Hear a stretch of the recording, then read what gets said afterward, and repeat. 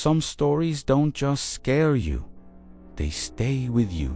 They whisper in the silence, steal your sleep, and turn fear into something real. What you're about to hear is book one of a dark series, beginning of a terrifying journey that was never meant to be uncovered. This is the story that should have remained buried. If you've ever felt fear in the quiet of the night, this story is for you. And if you love stories that make your heart race, your mind question reality, and your soul feel uneasy, please subscribe now, because this is only the beginning, and the darkness is just getting started. Prologpa was sore as hell at him, and he didn't know what he could do about it. He huddled in a corner of his room, not liking the smell one bit, but knowing that the stench would soon clear out, and that life inside the old farmhouse would, eventually, come back to normal within a few days. Until then, he didn't know how long it was until he was going to be able to sit down again. It was beyond his ability to act any differently. Hell, he had loved that little dog with all his heart and soul, and he couldn't bear the thought of being parted from it. So he had done the only logical thing he could see to do under the circumstances. Why didn't any of them understand? It had all started when he was walking Scoot in an old field by the road. On these expeditions, with an old cord tied around his dog's neck, he would follow wherever Scoot's nose led them. Often, it was burrowing through the dips and rises in the fields, looking for field mice and the occasional rabbit.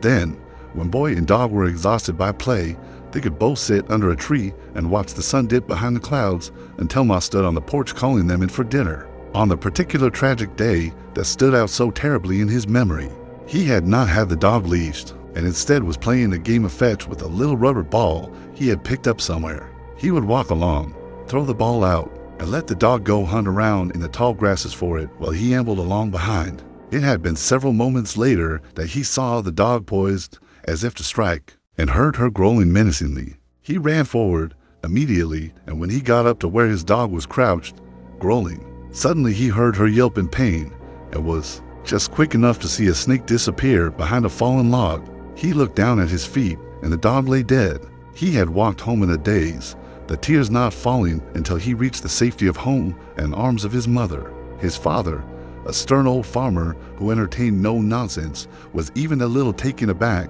and it was not long before he had tromped out the door and across the fields to go claim the carcass of the animal. He had scratched his head, asking himself, wonder what on earth kind of serpent it was. He brought the carcass back, slung over his shoulder, and laid it in the barn. Then he went to fetch his shovel and walked back into the old house, saying, "We'll bury it in the backyard, boy. Come with me." Still sobbing, he had climbed down from his mother's knees and followed his father back out of the house and across the yard.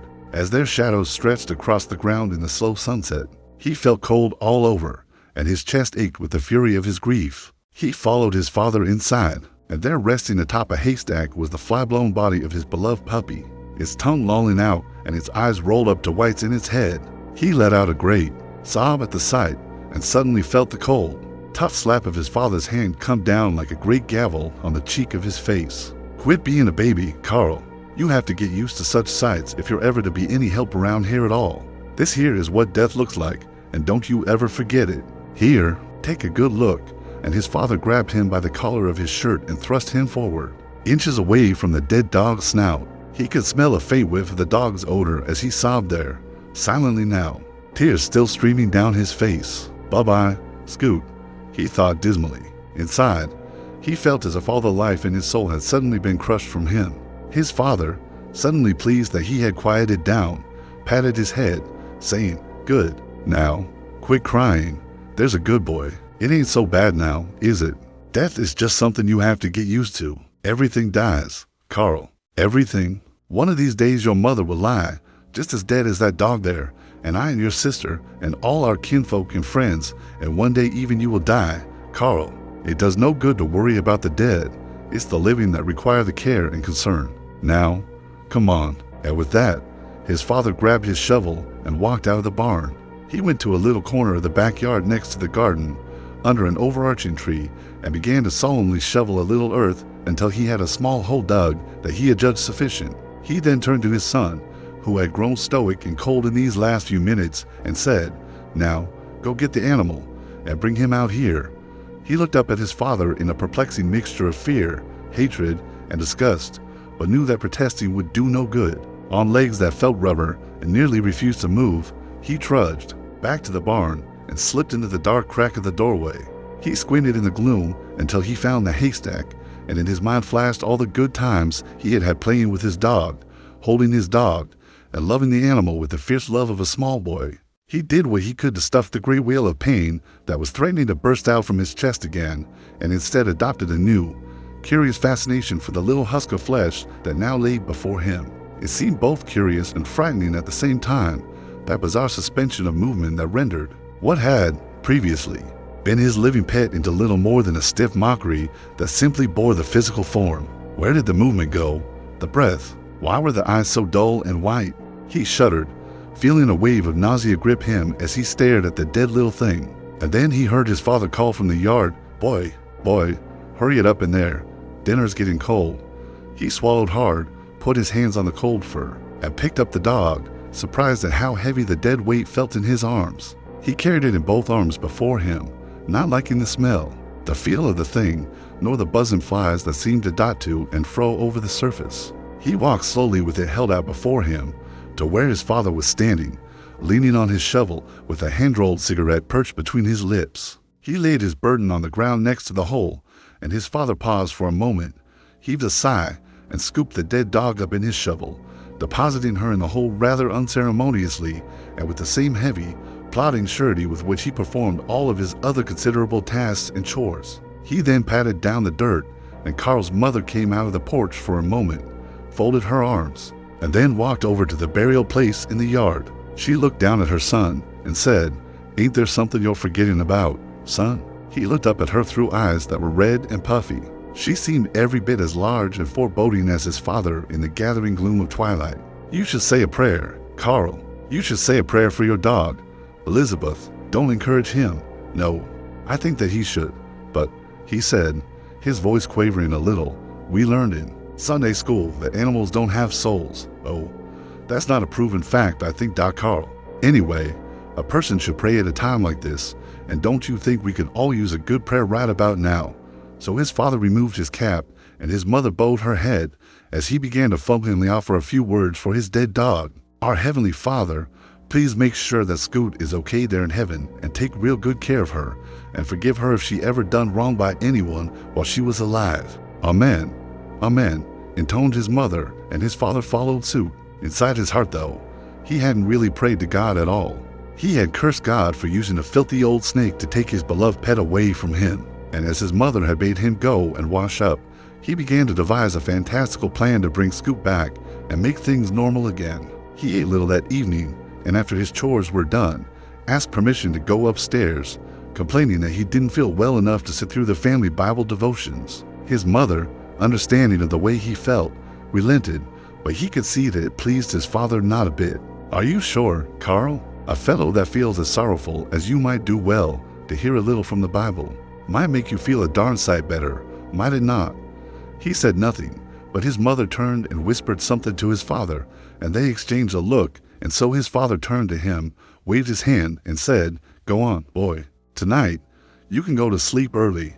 He climbed the creaky stairway to his bedroom, suddenly liking the darkness and the coolness of the air upstairs. Below, he could hear his mother reading to his brother and sister and father from the Bible, from God's holy word. He felt a tremor of resentment as he heard the words ring upward, and he climbed into bed feeling the darkness penetrate in around him. He lay there for what seemed like an eternity, staring out at the lonely moon and feeling like the unluckiest little boy in the entire world. There was no chance of sleep for him that night. He did doze, though, and when his brother finally came upstairs to bed, he popped his eyes open for a bleary second, wasn't sure if he was dreaming, and then rolled over to face the wall. Byron took his clothes off in the darkness, not bothering to say a word, and climbed beneath the cool comforter and went to his own dreams. Carl awoke in the dead of night, and the moon was as full and as bright as he had ever seen it.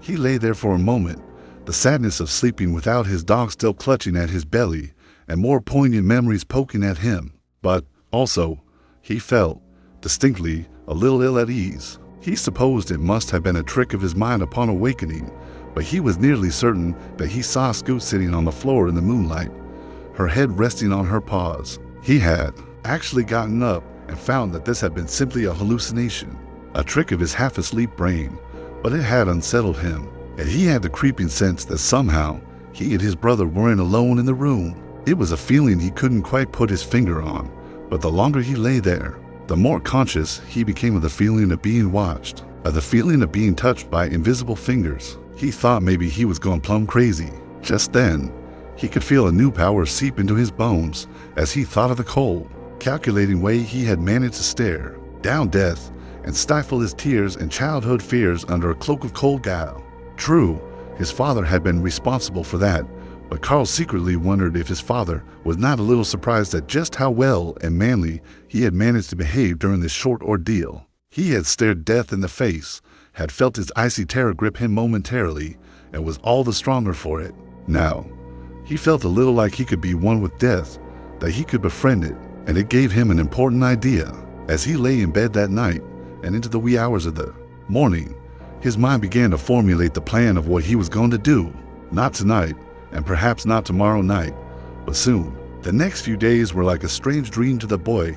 He did his chores mechanically and efficiently, ate his meals quietly, spoke little, went to school and studied his lessons just as he always had. But even his father knew that something was different about him, and at times seemed to be fighting some sort of inner battle with himself about what to do or say about it. His mother grew increasingly worried, and his siblings simply ignored him. He spent much of his free time simply wandering in the fields, feeling his hideous new strength deep down in his bones, and listening to the silent voice on the wind. It was late one night when he woke from troubled dreams, rolled over, and again saw the fat, full moon shining in his window upon him, as if it were a giant beacon calling him forth while the rest of his family slept. He got out of bed, hugging himself in the chill, and listened, for a moment, for the loud, sighing snore of his father in the room across the hall. He got up, tiptoeing as quietly as he could, and went to the door, looking out in the darkness. His eyes were rapidly adjusting to the dark, and he stepped out cautiously, his heart hammering in his chest, and began to feel his way, his outstretched arm trailing one side of the wall, to the staircase. He made it to the top of the stairs, looking down into what seemed, suddenly, like fathomless darkness. He knew that the stairs creaked quite a bit, and he sincerely hoped he could make it down, slowly, without a loud creak waking up his folks. He knew that the first step was decisive, and felt his foot slowly trailing across the carpeted floor until it fell into place along the first step. 1, 2, 3. How many damn steps were there? It seemed like he had been walking down them for an eternity. Suddenly, his foot must have hit a bad spot, because a loud, grinding creak erupted and pierced the darkness like a banshee cry. He felt his heart began to race as he stood, perfectly still, not even daring to breathe, his blood pressure pulsing in his ears. He listened for a moment, sure that any second, his father would appear as a hulking black shadow in the moonlight. His heart thumped madly in his ears, so loud he was certain that it could be heard outside and down the road. He felt his blood pump like ice water through his veins. Time seemed to have ground to a halt. With hammering nerves, he continued walking down the stairs, trying desperately to control his breathing and suddenly realizing that he had to pee. His eyes had adjusted to the darkness now, and he could make his way more easily. He crossed the living room in swift and silent steps. He went into the darkened kitchen and out the back. The coolness of the doorknob felt good in his throbbing palm, and he twisted it slowly, not liking the little rattle of the brass as the door slowly swung inward. Outside, the milk-white light of the early morning stood revealed to him in occult wonder. He stepped out onto the back porch in his stocking feet, mindful that a tiny misstep could bring a painful splinter, and slowly made his way down the flagstone pathway and across the yard, bedazzled for a moment, as he looked into the shifting clouds and silvery beams of bright moonlight dancing in the country sky. He stopped for a moment, letting the cool breeze and the deep, rustling purr of night magic play into his soul. He then went, slowly, as if in a gradually increasing trance, toward the overarching branches of the old tree. He knelt at the little mound of earth, beneath which the body of his doggy lay moldering amid worms and bugs. He felt the sadness nearly well up again, but he also felt something entirely unlike himself as well. It was a feeling that he had never experienced before, a kind of power that the shifting beams of moonlight imbued his soul with in these distant hours before sunrise. He could hear the chirp of cicadas and the gentle, blowing of leaves and tall growing things, and he knew for a moment that he was a part of it all, that he had, somehow, broken through an invisible barrier this night. Getting out of bed and actually coming out here by himself had been a decisive act, but now it was as if he had crossed, for the first time in his life, a point of no return. He felt something stir inside, something alive and moving and cold and wicked and powerful all at the same time. It was love, and death together as one inside himself. He was, for a moment, in communion with the vast secret of all living and dying things, and he was as close to the beetling bugs and the burrowing worms of the earth as he was with the ghostly shafts of moonlight, the fairy clouds and crooked branches and rustling leaves. It was all of him. He was infinite and contained multitudes. He knelt, digging trembling fingers into the earth. He fancied, below him, he could hear the mumbling vibrations of his dog, feel the pulse of something giving birth in a cocoon of earth and rock. His fingers ate up the clumps of dirt until, at long last, they touched the rough, matted fur of what had been, a few days earlier, deliberately buried. It had been a long, strange night of dreams which had followed, but as he lay that morning, shivering in bed, throwing off the dust of last night's dreaming from his brain, he remembered, suddenly, his strange escapade outside under the moon, and he sat bolt upright. Had he really done it, or had he just imagined so? He wasn't, at this moment, entirely sure. It felt as if he had only been a passive observer last night, and not really in control whatsoever. He had gotten out of bed then, fell to his knees as if to say his prayers, and then had spied the white bundle pushed far back against the wall. Suddenly, a bolt of sheer terror seemed to stab his heart, and he stood, breathing in and out heavily. This was followed, in a moment, amazingly, with a queer thrill of satisfaction. He had done it. Whatever force was with him had taken him over, had given him the strength to carry out what he knew had to be done. He could feel a new sense of power, a terrible, cold sense of strength and control begin to submerge his mind like a second skin. That night, he lay in bed and could feel the pulsing vibration of spirit beneath him. He felt the bed begin to shake, vibrate really, and then felt his head swim as if he was standing on board a ship at sea, being rocked back and forth in the maelstrom. He closed his eyes. He communed. No one, not his sibling or his parents, had suspected a thing, and he made himself a firm promise before dropping off into a troubled sleep that, from this point forward, nothing and no one in life would ever deny him what he wanted. He would claim love however he could, and once it was his, he would never let it slip through his fingers again. The coming days were unseasonably warm. It was not long before his father, when putting on his boots one morning, first noticed a uniquely unpleasant stench that seemed to be wafting through the still air of the house, and turning to his wife, he said, "I bet a possum has crawled underneath the house and died. I need to get under there today and have myself a look." His mother, who was combing her hair, looked over at him and said, "I smell it too. Noticed it last night for the first time. Might be the gutters too. Seems particularly bad up here. Of course, we ain't had any rain in a while, either. Must be something has died in here. Well, I'll root it out, whatever it is." With that, he slipped on his boots, went down to the kitchen to brew some coffee, and then set about the morning work. The children were roused from bed, and all tottered downstairs to get some breakfast before it was time to do the chores. All except little Carl, who complained that he was feeling poor. His mother came in, took a look at him, decided he did seem a bit peaked, and let him stay in bed, telling him she would explain to his father. She then told him she would bring up a cup of broth later and walk quietly out the room, closing the door behind her and throwing the room back into the black pitch right before sunup. Secretly, he was delighted. His father and brothers would be out in the fields today, and his mother would be busy cleaning and fetching supper. Overall, he could rely on long stretches of being alone today, and the prospect excited him. He would have to be sure, of course, to listen hard for footsteps coming up the stairs, but he had ears as keen as anyone. For that whole first day, whenever he could, he would jump out of bed, peek underneath it, and extract the white bundle that held his morbid prize. He would carefully unwrap it, leave it lay before him on the floor of the bedroom, and stare at it, willing it back to life, half scared and half fascinated by the strange stiffness, the bizarre, unpleasant smell, the staring, lifeless eyes.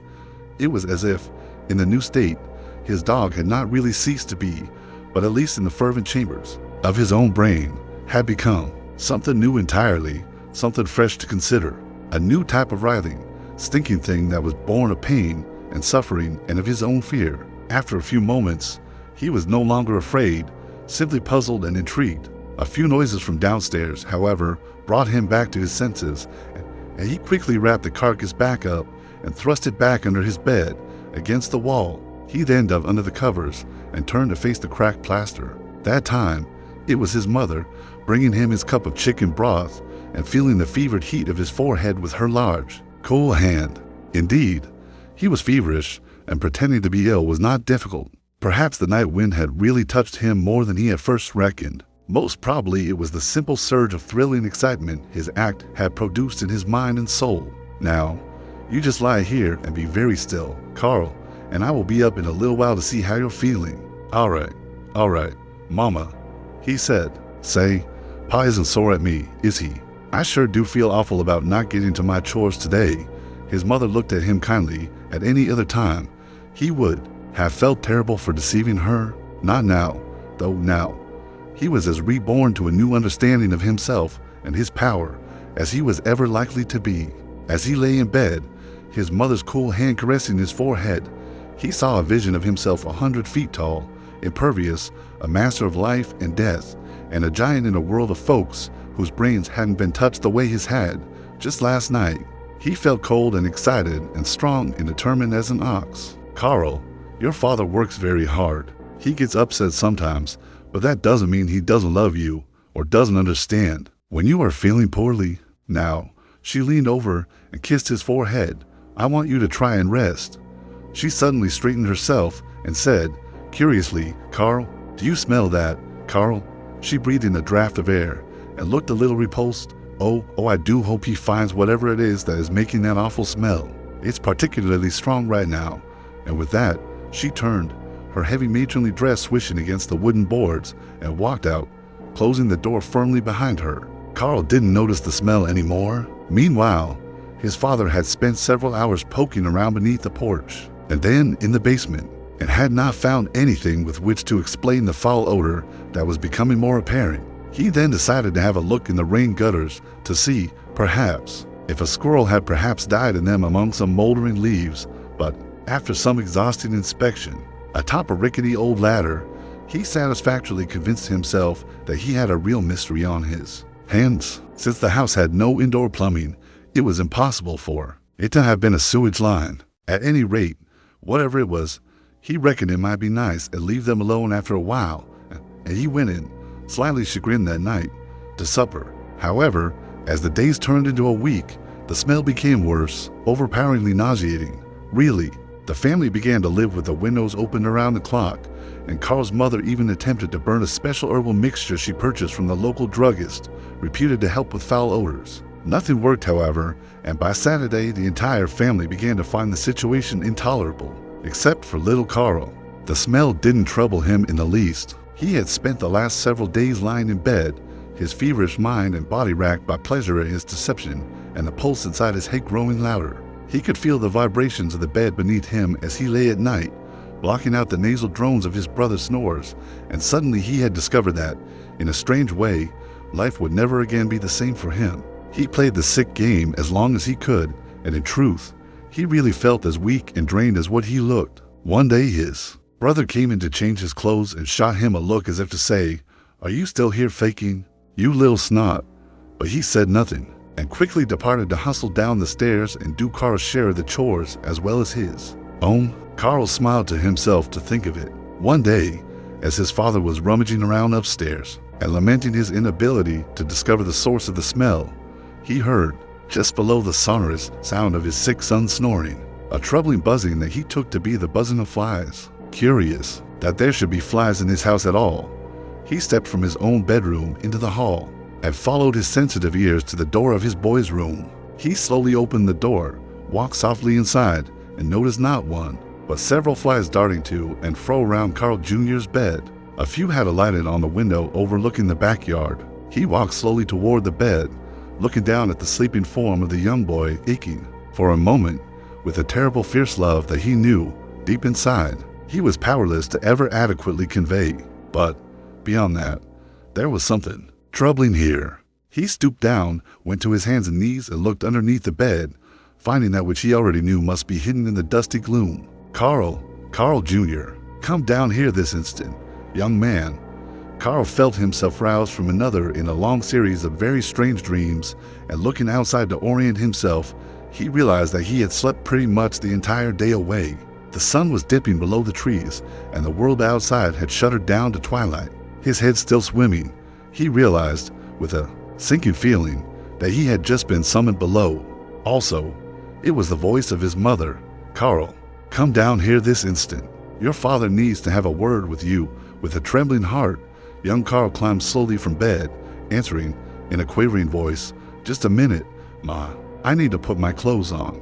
He stumbled out of bed and stood shaking for a moment, his heart pitter-pattering in his chest. His legs felt frozen beneath him, but he forced himself down onto his trembling knees and peered beneath the darkness of his bed. His heart sank to his stomach, and a flock of butterflies erupted in his bowels. He suddenly had to pee very badly, but knew there was no avoiding what came next. With legs that felt like blocks of wood, he calmly and slowly began to walk down the stairs and into the kitchen, where his family was gathered around the table. His father sat, sternly upright in his chair, his hand grasping his knee, his arm crooked in consternation as he eyed his little son with pupils of fire. His mother was sitting on the other side of the round table, his little sister at her knees, her face a mask of sadness and disappointment. Over near the back door, his older brother stood at the screen door, leaning against the jamb with his arms crossed and a sardonic sneering smile upon his lips. Little Carl stopped in front of the white bundle on the floor. His father bent over, pulled back the flap of the bundle, and said, "I guess we found what was stinking so." Below him, the rotted carcass was writhing with fat maggots. His mother turned her head, put her hand over her mouth, and half standing shooed his little sister out of the kitchen, telling her to run out back and play. His father continued to consider him with that cold, steely, steady gaze. Softly, not unkindly, but as if he was genuinely puzzled, he said, "Why, boy, what got into your head? Can you tell me that? Have you plumb lost your mind?" But of course, even as Carl tried to make his lips and throat work, and barely managed to squeeze out a single syllable, he realized that nothing he said would make any difference at all. In truth, he had no answer, no excuse or explanation for his weird actions, and in a panic, he simply turned, ran upstairs, and shut the door behind him, burying his face in his pillow. In a few minutes, he heard the heavy tread of his father on the stairs below. Later, in the woodshed, he was bent across his father's knees, his drawers down around his ankles. He had had to cut his own switch, and his father had gone with him to select a good stout specimen. The thrashing was the worst he could ever remember having, but he didn't cry or protest, and each lash drove deeper and deeper into him that one conviction that, forever after, he was as different from the ordinary mass of men as it was possible to be. He felt each stroke of the lash, after that, deep inside his soul, but as far as his body was concerned, he felt it not at all. Part 1. It was many and many a year ago, in a kingdom by the sea, that a maiden there lived whom you may know by the name of Annabel Lee, and this maiden she lived with no other thought than to love and be loved by me. Edgar Allan Poe, he was traveling in sickness. There was seemingly no way to end the suffering that was roiling around in his stomach, and threatening to bring up the hearty lunch he had eaten at the train station just several hours ago. He rolled over on his bunk, listening to the clack-clack sound of the train wheels chomp up the rusted track beneath her. Above him, the darkness of the compartment swirled in little, shaking eddies of night as, intermittently, a silver sliver of moonlight broke it. Such an odd thing for a night as seemingly cloud-bestrewn as this one. He reached down and held his stomach in one cursed grip. All right, he thought to himself sourly, I'm going to die here on a train, bound for St. Louis. Well, those are the brakes, kid. Clack, clack, clack, clack, clack, clack, whoosh. The sounds reverberated through his aching mind. All right, he thought, it was music to send someone straight to hell with. It was the infernal, industrialized racket of a somber, goddamned age that refused to be lovely, to be loved. That sound had the iron-shod boots of doughboys bound up into it. His stomach sent another knife into his nervous system, and he moaned again. He was damned if he knew what was wrong with him, save for maybe indigestion or ulcers, but damned if it didn't feel like his kidneys had exploded. Maybe he had appendicitis or some damn thing. He really should know, he thought sourly. He was, after all, supposed to be a doctor. At least he wasn't bound to suffer any fools on this trip, had his own compartment to suffer all by himself in. Well, if it was serious, he hoped he might eventually black out from the pain and just die in peace. It wasn't death that troubled him, not a bit. He hopped down from his bunk and walked to the compartment door, hitching it open with one quivering hand and peeping his head out. Porter, no answer. God damn it, boy. Get your backside out here. I'm dying. Already, a very groggy, worry-looking young man in a rumpled uniform suddenly appeared from the doorway at the end of the passenger car. He rubbed his eyes blearily, reminded himself of whom he was dealing with, and said, "Seems to be the trouble, sir." The old man looked at him as if he might spit in indignation and said, "Trouble? What seems to be the trouble? Are you kidding me, Sonny? I'll tell you what the trouble is. I got a goddamn cancer growing up inside me. That's what." The boy looked carefully, skeptically ignorant. "Cancer? Are you sure it's as bad as all that? Maybe you just drank too much, or something. Could have been." The old man looked like he was on the verge of pissing his nightgown in wrathful indignation. He spat, "You insolent little cur. Why don't you unplug those great big phone ears for a minute and listen to what I have to say?" "I'm listening." "No, you're not. You say you are, because it's your job and you don't want to risk it. You hooligans are all alike. Nothing upstairs but broads and blackjack. No skills but chugging cheap rum and gold-breaking your way through a double shift. And here I am, a poor old man dying on a southbound train at 11:35 on a Monday evening, and no one to offer aid nor comfort except some peace-on punk in a cheap red suit and a marching band hat. Oh, saints preserve us if this is the best that Uncle Sam can turn out in a time of crisis. We'll all be speaking German next year." The young man didn't know whether or not laughter was acceptable in such a situation, but he did it anyway, looked away a little shamefacedly, and crossing his arms in front of himself, he said, "Well, okay, you say you have a cancer inside of you. Now, I think what you probably have is a touch of gastritis, but seeing as how I've never been to medical school, I'm afraid my diagnosis is liable to be unreliable. Say, you want some pain pills, huh? I want some morphine, god damn it, and I'd be willing to pay a pretty penny for it, too."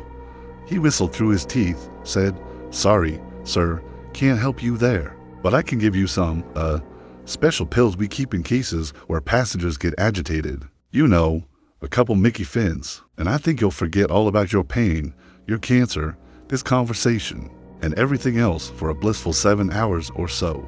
"Hold on just a minute," and the young man disappeared down the hall, popping through the door and unlocking a storage compartment to his left. He reached in, pulled out a brown glass bottle, shook out some knockout drops, and came back, saying, "Here you go, Mr. Tanzler. Just swallow these beauties, and I swear, you'll be off to sleep by land in no time." Tanzler suddenly looked a little less vicious, a little more appreciative, and through the paper whiteness of his chalky features, the ghost of a smile crept. He stammered for a moment, said, "Well, thank you. I hope you realize when I tell you I'm in pain, I really am in serious pain. Serious, serious pain." The porter smiled. "Oh, I never for a moment doubted it, sir. Now, good night, and if you need anything else, don't hesitate. Yes, thank you, right?" And he closed the thin compartment door and was happy again to be alone in the darkness. He swallowed the pills dry and crawled back onto the top bunk, although he could have just as easily used the bottom one. The old train creaked and clattered and rocked as the darkened landscape blew by the little cube of window in the wall. Fundamentally, he was never really sure that what he suffered with was nothing more than psychosomatic ills. He knew, quite likely, that there was no cancer, really, or, at least, he consciously knew it. His subconscious knew other, darker realities that swam forward from the pit of his being to poke and plunder him at every opportunity. He had often envisioned the great, black, malignant growth as it clustered and spread itself in his body. It looked to him like a vicious squid that fed, slowly, off of his moist entrails bit by bit, piece by piece, assuring an eventual agonizing death. But he had never been diagnosed, of course. He could feel the heavy intoxication of the drug as it began to take hold. He closed his eyes, suddenly, feeling his head swim out into the darkness, hearing the metallic rustle and clang and grind of the train now as a gentle, industrial lullaby. Psychological or not, his pain was becoming manageable. He began to drift as he lay upon his back, sweating the last of his feverish dreams into the hustling monotony of the train clatter. His dreaming mind swept before him in a vista of strange, half-realized visions. It was the sort of garbled, half-prescient outpourings from the depths of his unconscious mind that he was accustomed to.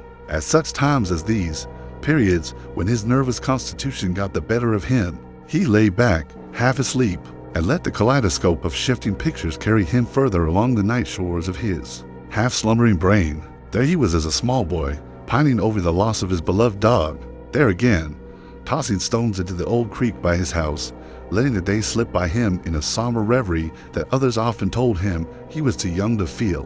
But he had always been a strange child, bookish and quiet, haunted only by the deep, still rustling of the old woods behind his family house. His father Carl had been a big, iron-hard German immigrant with no sense of humor or imagination, and as soon as he could, he managed to get away from home, with its endless petty demands on his heart and soul. It was a drifter's life for a while, and then a hustler's. He had worked in carnival mid-camps, washed dishes in sleazy hotels, moved through the world of vice, and ended up in the world of genteel Midwestern society.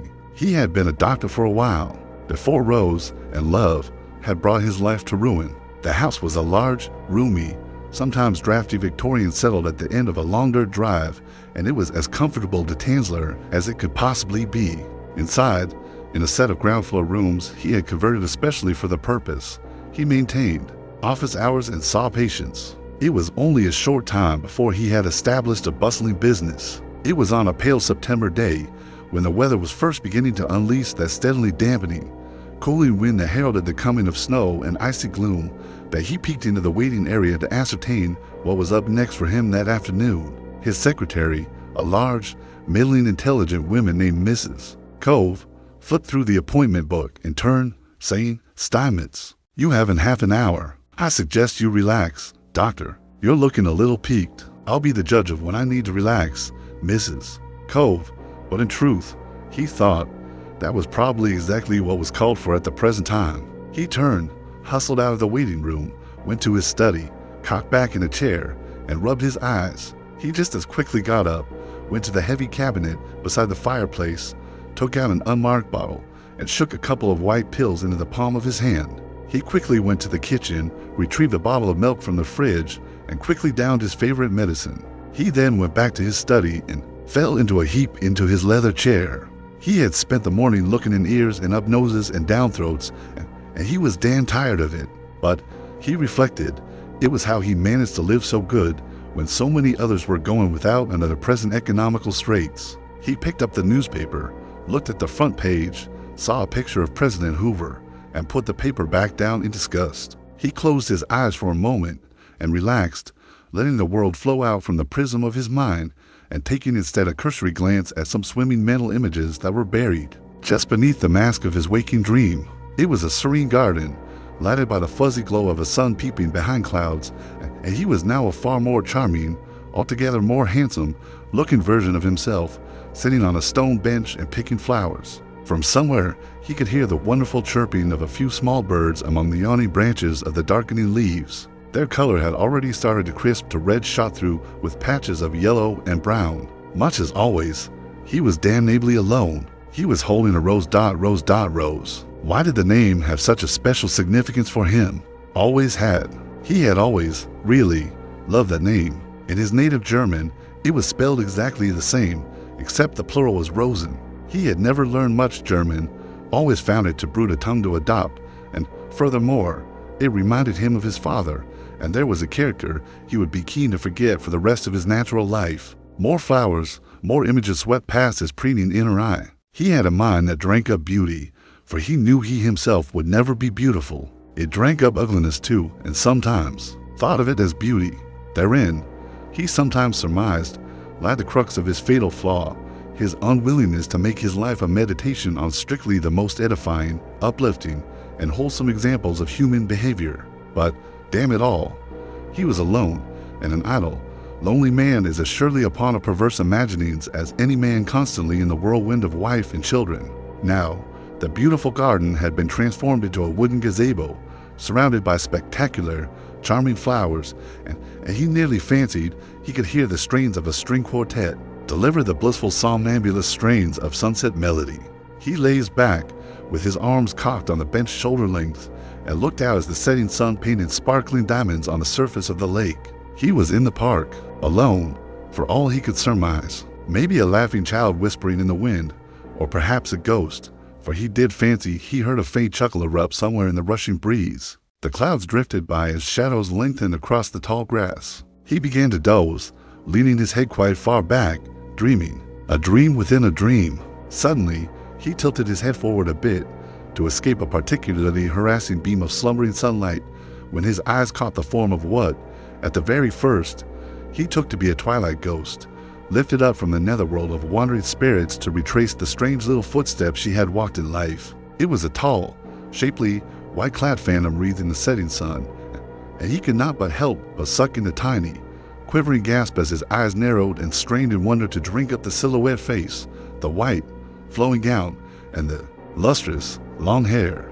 A goddess had stepped down from Valhalla to grant him an audience, and here he was, laying back against the boards of an old gazebo like some loutish, slovenly oaf. He sat up, then stood shakily as the woman trod with carefree grace up to the gazebo, and then walked onto the creaking old boards. Now he could see that the beautiful ghost, the goddess, was in fact a flesh and blood woman. But what a woman! Her skin was a lustrous pearl white, having the appearance of silky smoothness, and her hair was such a true, deep, lustrous black, it nearly shone. Blue, the lips were full, pale, and delicate, and the teeth were straight and perfect marvels. But it was the eyes, those fathomless deep wells of glittering sparkle, that caught the fires of his heart and the bottomless well of his infernal lust, and drove him to maddened heights of infatuated desire. He fell to one knee, putting out his hands, and taking her delicate fingers in his own, began to plant them with kisses, imploring her to marry him, to make love to him,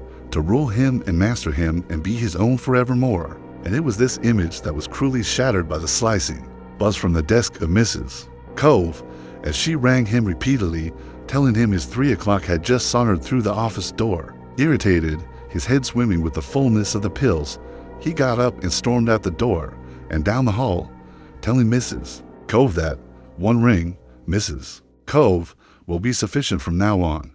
He realized he might have looked a bit frightful just then, and abruptly turned toward the little row of chairs to get an eyeful of his patient. She was seated before him with her hands clasped on her little purse, wearing a dark coat over a plain dress. She was, in every sense of the word, typical of young ladies of today: short, bobbed hair, a ridiculous hat that looked like it was torn from the still warm body of a flapper just overdosed on morphine, and a string of pale, imitation pearls, bee-stung lips, heavy eyeliner. He felt a tremor of boredom, of sameness, and then said, "Hello, I'm Dr. Tanzler. Will you step this way, please, Mrs. Steinmetz?" He motioned in a nephew fashion, and she said, "Oh, it's Miss Steinmetz. I'm not married. Oh, hey, I beg you're one of them independent, freewheeling types. See, I had you pegged right from the start."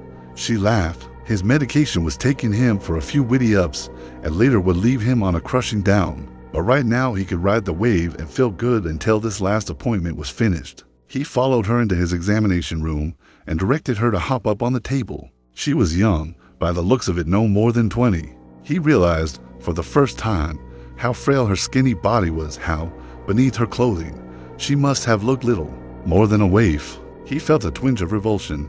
He liked women to be well proportioned, not starved to skin and bones. He said, "The problem, young lady, is that you aren't eating enough. I've seen this sort of thing before.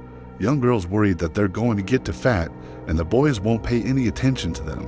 Well, let me tell you, Miss Steinmetz, that a well-rounded diet, combined with proper rest and exercise, is the only way to physical well-being."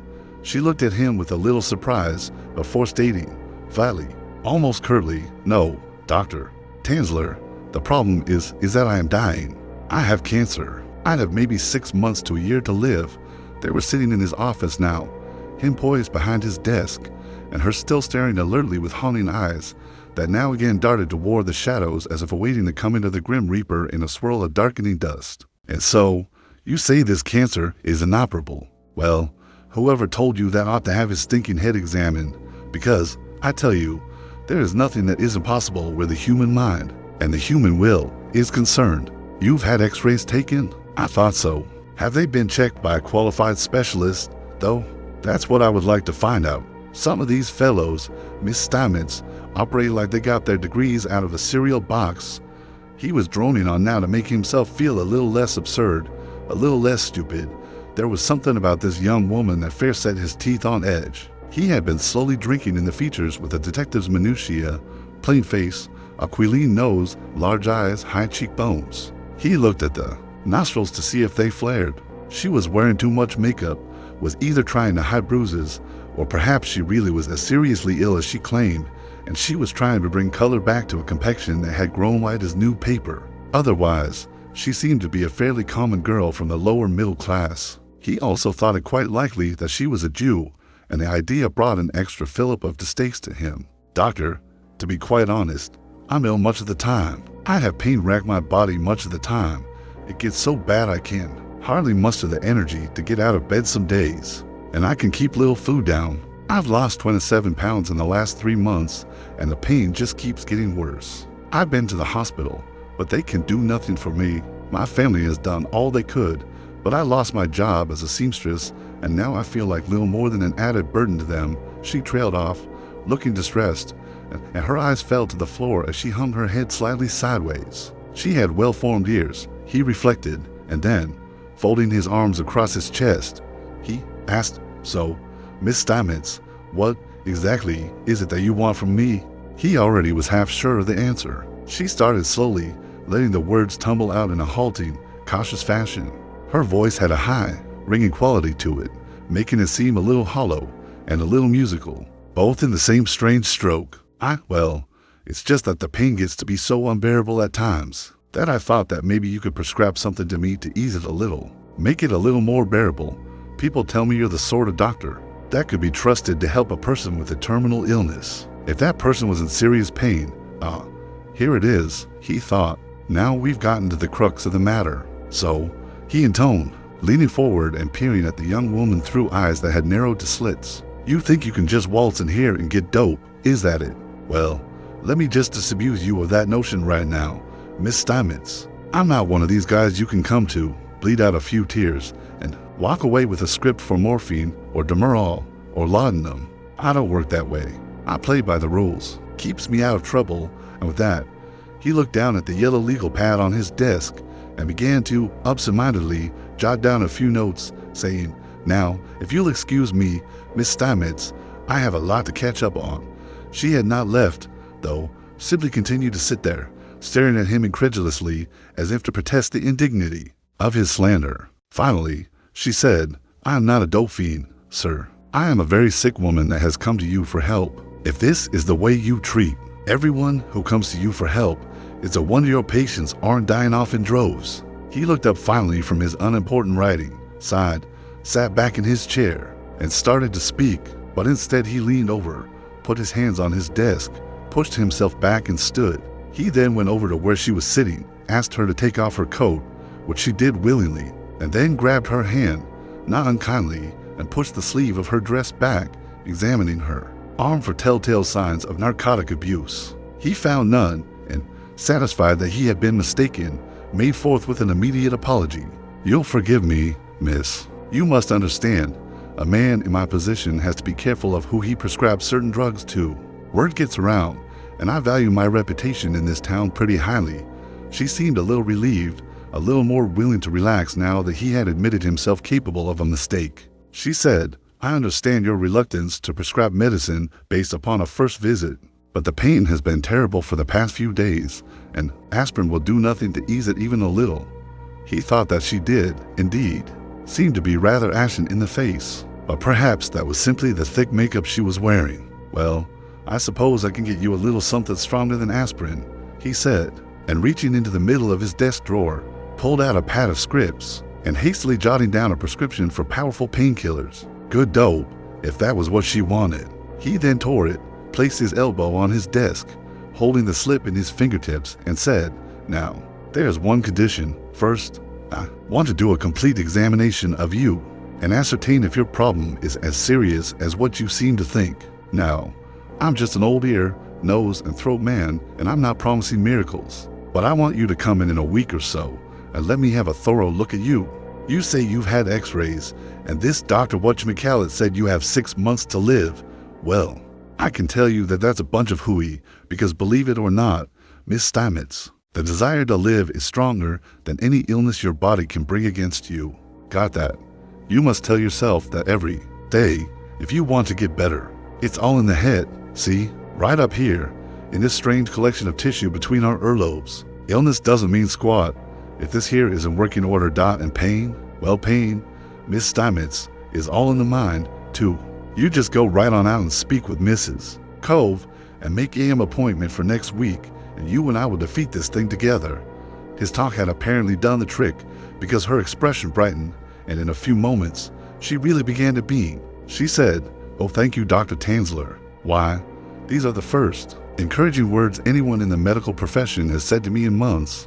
Suddenly, she did something that surprised and unnerved him very much. She stood up from her seat, threw out her arms, leaned over his desk, and caught his shoulders in a hug, the strength of which he would not have credited her with. He felt, for a moment, too stunned to say anything at all. She was blinking back tears as she took the prescription from him, and then bent over again, one last time, to hug him and peck him on the cheek. Tansler was, suffice it to say, by this time was fairly taken aback. He said, "Yes, well, I appreciate the gratitude.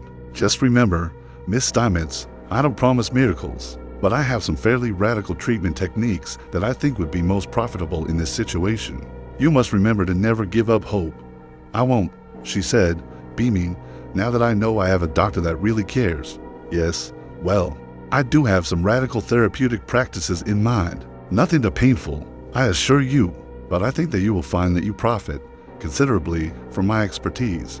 As she started to turn, he rose and asked her, suddenly, "By the way, Miss Steinmetz, what was it you said your first name was?" "I didn't, and for the record, my name is Rossable." She half smiled, and all at once, he could see the weariness peeping just below the surface of her too smooth, made-up face, the eyes bagged a little beneath the porcelain brow. She seemed positively elated as she stepped from his office back out into the hallway. He settled back in his chair, mesmerized, for a moment, by the possibilities inherent in this new encounter. Then, he sighed, took his feet from his desk, reached into the bottom drawer, took out a small green bottle with a silver spoon tied to the end, and retired, for a moment, to his water closet. Part 2. I was a child, and she was a child, in this kingdom by the sea. But we loved with a love that was more than love, I and my Annabel Lee, with a love that the winged seraphs of heaven coveted her and me. Edgar Allan Poe. It was somewhere in the vicinity of 2 weeks later that the young woman appeared again to keep her appointment, and a good thing too, for his mind had become consistently preoccupied with her as of late. He was in the business, when not occupied with medical study, of whiling away the hours making mental pictures, constricting and collapsing skits and fantasies that seemed, at least to him, nearly every bit as satisfying as if he was actually living a sort of alternate life. However, his mental fantasia had only in this case served to whet his appetite in an unappetizing, even morbid way. He found himself restless, irritable, until at last, when the appointed hour came, she was standing, once again, before him. She looked much the same as she had before, a sort of plain, conservative dress speckled with gorgeous flowers, and a very ridiculous hat that all the young ladies seemed to be in a rage for. He thought, sourly, it made them look a little whorish, but he would never have told her this. Mrs. Cove was busily filling out her paperwork when, after ushering Rossable Steinmetz into his back office, he slipped back into the waiting room and told her she was free for the rest of the day, and asked if she could lock up. He didn't quite like the half-accusatory look she shot him for a brief, uncontrolled moment, as she began to put away files, but he did like the sight of her gone, and once this was accomplished, he went back to his office, asked Miss Steinmetz if she fancied tea, and then went across the hall, past the examining room, and into the kitchen to put on a pot. It was a special blend of imported herbal tea that he was convinced had healing properties, the likes of which had scarcely been guessed at by the established medical community. The smell of it, however, was a little sickening, a little nauseating. He half fancied it reeked of something rotting in the cupboard. However, his enthusiasm for his supposed healing properties far exceeded the personal discomfiture he felt concerning its olfactory elements. He went, quickly, back into his office, where Rossable sat, and he felt a faint tremor of excitement as he greeted her, perched on his desk with his arms folded and realizing, for a moment, that his petty infatuation was as ludicrous as his Fox authoritative bearing. In fact, he had never, in his life, truly felt comfortable in the presence of women. Rossable. The name had to mean something. This name Rose had obsessed him for time out of mind, ever since it had come to him in the early hours of a gray morning, while he tossed and turned in his bed, suffering under the killing agony of his burning stomach, half in and half out of sleep, dosing under the effects of morphine. A vision had swam into the fabric of his waking life, a vision that he had had before. "So, how have you been since our last meeting, Miss Steinmetz? Is the pain any more manageable?" "Yes," she began slowly. "The medication has been a real blessing. My parents worry so about my health, but I told them I had finally found a competent doctor, and one that is willing to try different measures in order to help. The attacks that I have are ferocious at times. I feel nauseous, and then I start to shake all over and break out in a sweat. I get dizzy and can keep no food down." He knew it was probably, for the most part, simple psychological hysteria, but he said, "I understand. These things can place an especial burden on an individual, especially one as young as yourself, who, by all rights, should be in the prime of life, enjoying the fruits of good health. Tell me, what does your family think about your situation?" Rossable. He wanted to establish familiarity with her, to make her trust him. It was going to be essential that she trust him. She looked decidedly downcast as her face drew in a little. "I'm afraid, Dr. Tansler, that I have become a burden to them. I had to quit my job, you see, and my father is the only one right now that is working in my home. My mother makes some money sewing, but that is all. And what was it that you did for work?" "Sewing?" She smiled and laughed a merry tinkling laugh that he found both haunting and a little strange in equal measure. "Oh no, I can't sew a stitch. I was doing secretarial work at the business college. I am a pretty good typist, and I could handle all my duties. That was a cinch. It's just that I began to have spells at work, you see, and I actually fainted away on the job, fell over at my desk and everything. Scared the dickens out of Mr. Snodgrass, my boss, and he sent me straight to hospital. But what could they do? Every test I take indicates I should be healthy as a horse, HM. He reflected, twitching his mustache and allowing a stray finger to pull at the corner of it. "It appears, Miss Steinmetz, if you want my honest advice, that you are, indeed, suffering from all the acute symptoms of hysteria. It is not fatal, but if left untreated, can be debilitating. Miss Steinmetz, I'd like to try hypnosis." "Do you know what that is?" She looked slightly apprehensive for a moment before replying, "I have some big idea, I guess." "Shoot, everybody has an idea of stuff like that from the movies and novels. If you're asking me if I've ever been hypnotized before, of course not. I know a man that told me a hypnotist at a party once had him clucking like a chicken. It didn't sound very healthy." He stood up fully, with a wry smile on his face, saying, "I assure you, Rossable, please," she interrupted him, "call me Rose." "Most everyone does, Rose." "Rose, in this case, I'm not going to plant any sort of suggestion in your mind that you would find lewd or unsavory," he said, knowing that a more cynical woman would find the words he had spoke to be slightly alarming. "I'm going to work with you on the nature of your hysteria, where it comes from. Your physical symptoms, your pain and dizziness, are the result of a sort of mental blockage, you might call it. We're going to use hypnosis to take care of that blockage and make you well again, and better than well, even. I tell you, I've had outstanding success with this method. In truth, this was only the second time he had attempted this, and the first patient had been an ancient doddering man, suffering from rheumatoid arthritis as well as incontinence, senility, and a host of other problems. The results had been less than remarkable, but the patient had been quickly sent to a rest home by his increasingly strained son, and so fate had intervened before a second attempt at mental healing could be undertaken.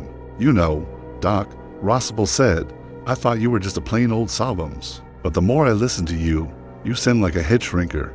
He didn't respond to this, but dismissed any doubt she may have been experiencing by going to his cabinet, pulling open the drawer, and retrieving his stethoscope. "I am an old sawbones, as you so quaintly put it, Rose, but I am also a gentleman of remarkable faculties, as you will come to find out in due course of time. I have traveled the width and breadth of this country, been around the world on holiday, and have studied at the feet of greater minds than mine. I know my business, the human body, inside and out. Now, I need to listen to your heart." He directed out the door into the examination room and she seated herself on the table. He ran the stethoscope slowly over her scrawny chest, not really listening, but liking the sensation of being so maddeningly close to her. He felt as if he could dive with his fingertips into her skin. His head began to throb a little as his breathing became imperceptibly more strained. Finally, he could detect the susurration of her vital muscle, and all the while he admired the gentle slope of her bosom and the radiating coolness of her clothed skin. Next, he went to the cabinet and obtained a tongue depressor. "Say out for me, Rose. That's a good girl." She pushed her tongue through the softness of her pale pink lips, revealing her beautiful white teeth and accentuating the curve of her tight jawline and the angle of her reed-like neck for him to store away in the private filing cabinet of his mental index of favored images. "Very nice. A slight redness is all. Feel any pain in your throat, Rose?" "No. The pain is in my chest and in my stomach. Horrible cramps. Then my head begins to reel, and I feel faint and start seeing spots. Do you think it could be fatal, doctor? Hysteria, or I'm a monkey's uncle. Classic hysteria, albeit a beautiful hysteric she is." He threw away the tongue depressor, peered over till he was almost eye to eye, and then stared as deeply and as intensely as he could into the swirling galaxy of her gaze. It was a strange collaboration of breaths, and her milky breath hissed inward and outward, swirling into his own harsher breathing. He wondered, for a comic moment, if she found the smell of his breath revolting, but realized she would endure it for as long as the examination took. Next, he took out his little rubber mallet and tested her reflexes, then grabbed the daintiest ankle he had ever held onto and pushed her leg up, managing to catch a rare and wonderful glimpse of her slip and feel the coarse material of her drooping stocking beneath his increasingly trembling hand. If she took any notice of his growing excitement, she made no protest of it. Apparently, she was as uncomprehending as he had assumed she would be. He felt a charge of power mixed with a certain guilty shame, but continued to wear the same determined, somewhat unreadable expression. He managed, just for a moment, to brush the back of his hand against the exposed area of her inner ankle. In a fleeting second, he had managed to store away dozens of impressions. He could remember every distinct prickle of hair, the cool smoothness of the skin beneath, and the baby-smooth texture of this delicious whiteness that covered her head to toe. Finally, he had a look in her ears and was satisfied, knowing that his mind would store these impressions later, in the quiet darkness before dawn, whilst he lay in bed and created a universe that was designed solely for the pleasure, comfort, and edification of Miss Rossable Steinmetz and himself. Breathing, her chest expanded. Her eyes stared upward into the recesses of the ceiling as if she were looking with X-ray vision, outward at the sky and points beyond. "Are you feeling a little more relaxed?" "Yes." "Good. Now, I want you to begin at your toes. I want you to clench your toes tightly and then unclench them. I want you to relax. Continue to breath in through your nose and out through your mouth. Just relax and let go. Now, I want you to feel the relaxation move up your ankles and calves. I want you to clench those muscle groups tightly and then relax them.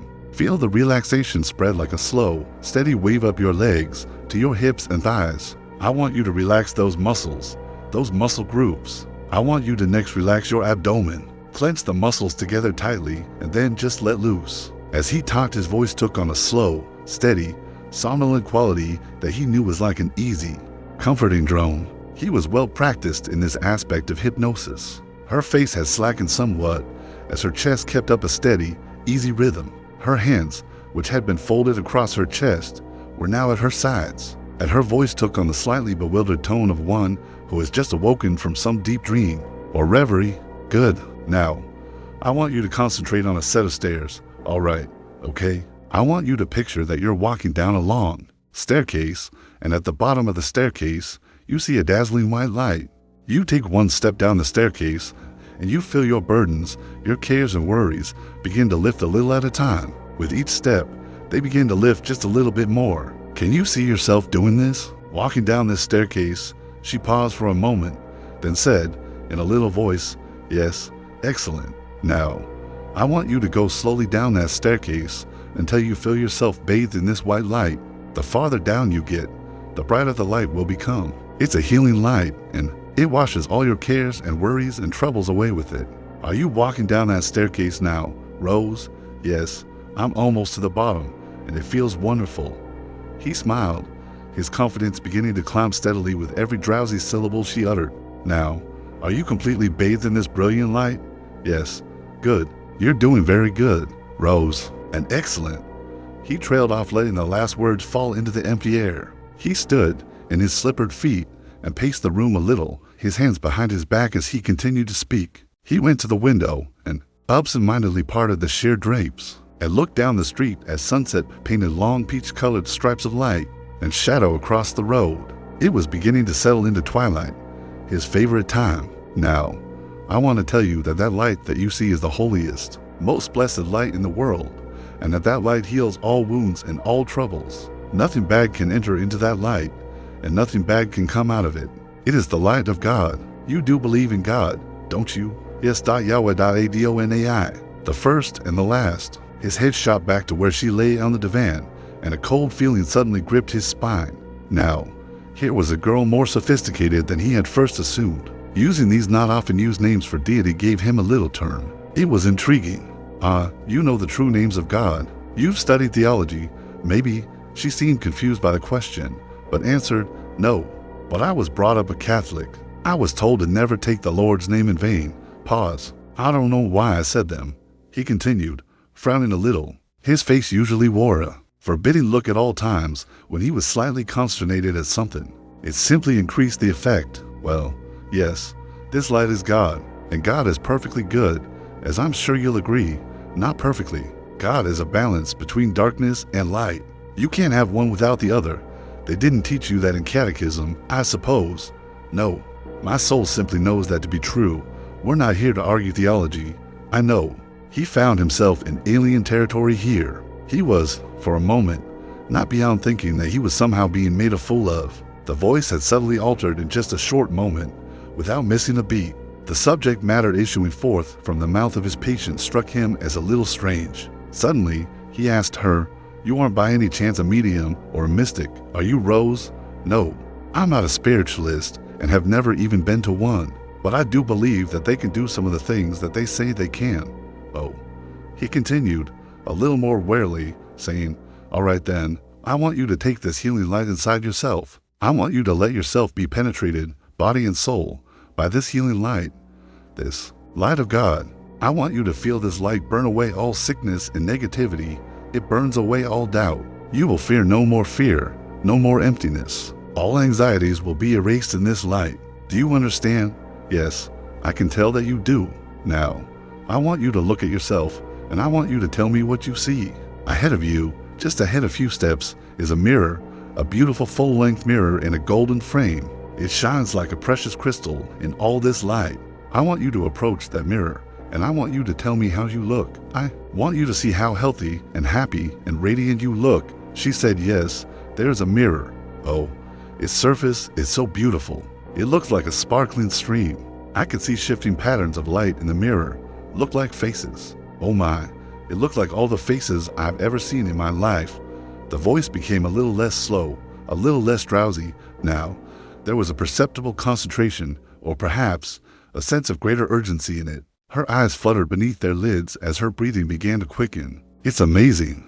It's the most beautiful thing that I've ever seen in my life. Oh, the colors are magnificent. He paused again, a little overwhelmed at the way in which her mind had managed to wrest control of the guided imagery away from him. He asked, do you see your face in the mirror? Yes, and I look so beautiful. Oh, I'm not trying to be haughty or vain, but I can see all the inner beauty here. I have a lot of beauty inside myself, inside my soul.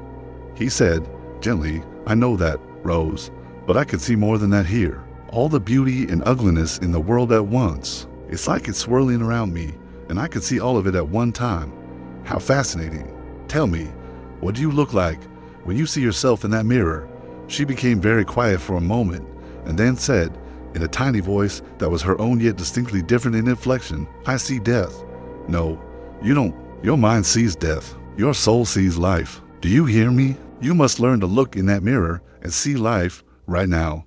She seemed confused for a moment, as if the weight of his words weren't enough to shake the convincing illusion of herself as death incarnate. He was, truly, unnerved now, and he wasn't a man given to losing his cool.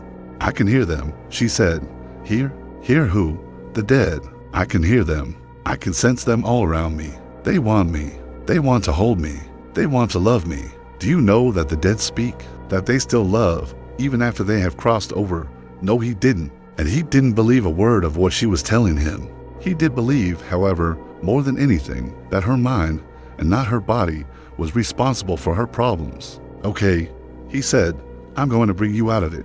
I am going to count backward from 10, and when I get to 10 and snap my fingers, you're going to awaken, and you're going to feel better, more healthy and relaxed than you have felt in a long time. You're going to feel like a new person altogether. Okay, 10, 9, you're coming up slowly. Just relax. 7, 6, 5, 4, relax. Just keep breathing normally.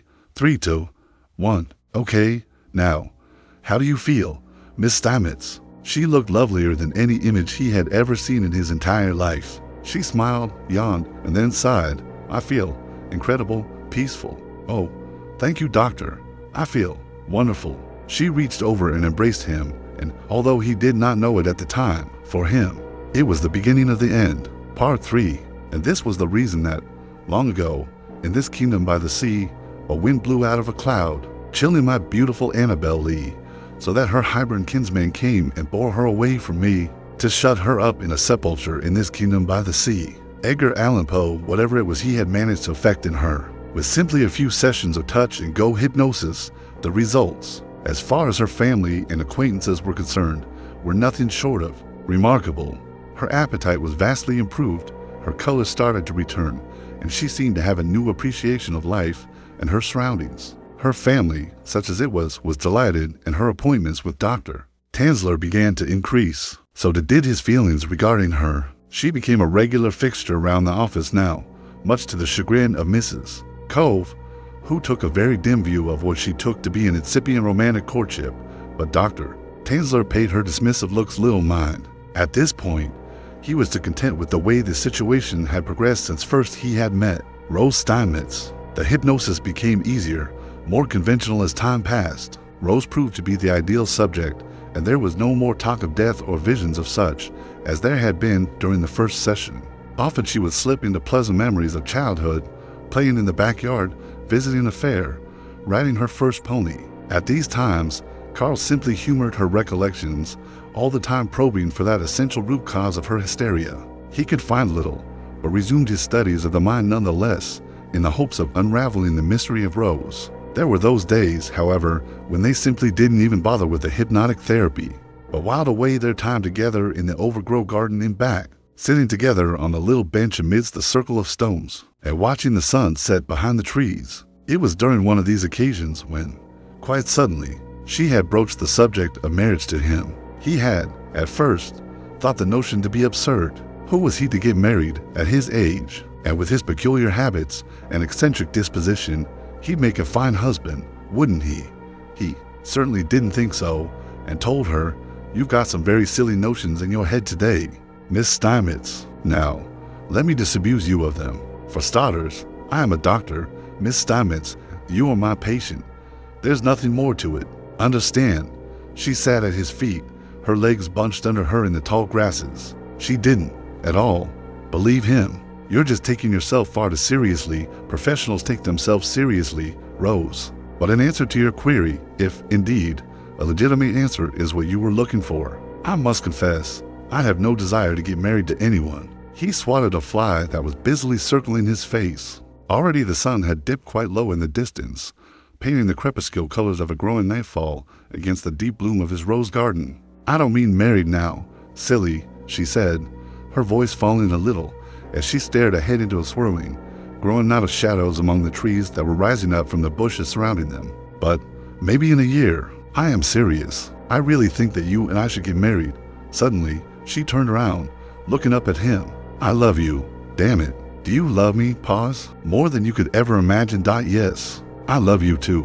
But I am afraid, if we are to be together, it cannot be as man and wife. And why not?" Pause. "I am not marriage material. That's all. I think you should realize that by now. I don't want to hurt you, but I think that you are a very passionate young lady, and I am a very foolish old man." So she turned, suddenly, sat up, and said, "I think that you're a very foolish old man, too. I mean, you have someone who loves you very much. You treat it almost as if it were a nuisance. At least, you treat it as if it were an additional burden instead of a blessing. Can you ever be thankful for anything?" He didn't know what to say at first, and then said, "I am thankful for a lot of things, really. I am thankful for the wind and the sun, for the rain, and the birds that sing. But I tell you, getting involved with me would be the last thing in the world you would want. I've been alone too long, exactly the reason it is time for you to be married now and stop being so alone. I won't take no for an answer. I know you won't, but you must. However, if you insist on acting this way, I suppose it is going to be up to me, as your physician, to humor your erratic moods and eccentric impulses. Kiss me." He picked her up into his arms and kissed her passionately then, for the first time, relishing the sweet warmth of having her in his arms. Above them, the darkening sky seemed to stretch outward into a deep ocean-like infinity, and each cloud bore the gentle, restful shape of a sleeping pillow. He found himself, all at once, happy. It was an unusual state for him to be in, and he wondered at it. He then realized he was in love. It was some short time later that she decided that he had to meet her family. It was not a situation he relished, but he realized if he were to be married to Rose, it was one that he was going to have to tolerate. The family themselves, he understood, were absolutely thrilled with him. Not only had he healed their daughter, but she had managed to hook him as a husband. And he was a very wealthy, very prominent citizen in their small town. It was almost, from their standpoint, too good to be true. They lived in a modest one-story house in a working-class neighborhood. The father, Joseph, he took it, worked on the loading docks at a factory. The mother and the sister stayed at home, and the young son did odd jobs, and was something of a miscreant. He couldn't be bothered to remember everyone's name, but he addressed them with the proper, cordial, "Sir and." The mother was a large-boned woman with a tired face. The sister was a near-carbon copy of Rose, but less appealing for all her youth. The brother sulked, ate little, said next to nothing.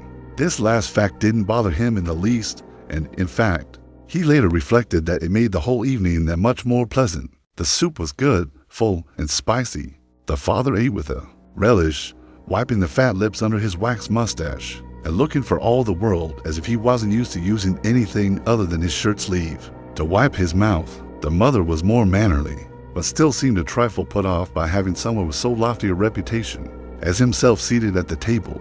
She spent the evening forever fussing over him, asking if he needed anything, what he thought of the fresh baked bread and salad.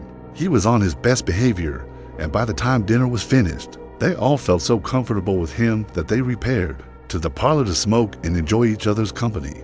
"So, Rose tells me you're thinking of making an honest woman out of her." He stopped for a moment, puffed his cigar, and said, "I think she has finally convinced me, Joe. Understand, I'm an old fogey at heart, a real loner. When she asked me to marry her, I didn't know quite what to say. Just say yes. It'll be a pleasure having you in the family. Then say, Carl, what religion are you, anyway?"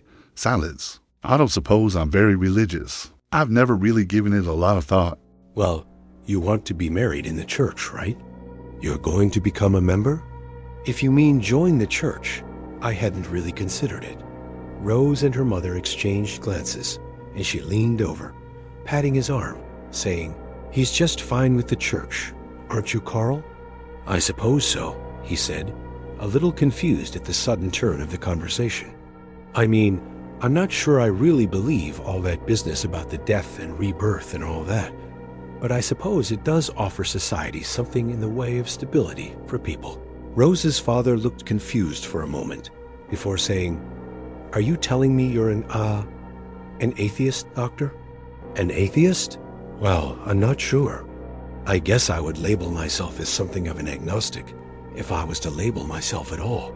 I'm afraid at this point in life that I am forced to contend with the idea that all ideas of the spirit or spirits are nothing more than rubbish." "Rubbish? You think the idea of an eternal soul is rubbish?" "Yes, I suppose I do. Medical science has never been able to prove the existence of anything beyond the cold, hard facts of nature, and I must concur with science." He sucked at his cigar reflectively before noticing that Rose, all of a sudden, looked horror-struck at what he had just said. "Is something the matter, my dear?" He then looked over at the mother, who seemed suddenly to be very downcast. Then his attention strayed back to good old Joe, whom he felt, wrongly it now seemed, could be counted on to always keep a level head. The man was turning scarlet above his collar. "Sir," he began, drawing in and out a gusty, ragged breath. "Sir, I am afraid I cannot allow my daughter to marry an atheist." There was a suddenly silence, broken only by the heavy tread of her younger brother coming down the stairs. He stopped on the stairs, peeping out from behind the wall at his family. Behind the brother, Rose's younger sister stood at the top of the stairs. Suddenly, Rose jumped up and ran from the room, leaving the rest of them sitting in a horrified silence. The brother seemed to be smoldering on the staircase, his eyes boring into Tanzler like twin jets of pure fury. He didn't know about the sister, but it was a fair guess that she was upset as well, probably upstairs crying. He got up, pulled himself up with dignity, and said, "If you'll excuse me." He went outdoors, where he found Rose sitting on the porch, inconsolable. He reached out to touch her, and she jerked away, walking, almost running across the lawn, and he followed. She turned on him suddenly, her eyes wild with rage and tears streaming down her face, and said, "Why did you do that? Why in the name of all that is holy did you do that? Why is it that you feel the need to sabotage everything in your life? Don't you love me the way I love you?"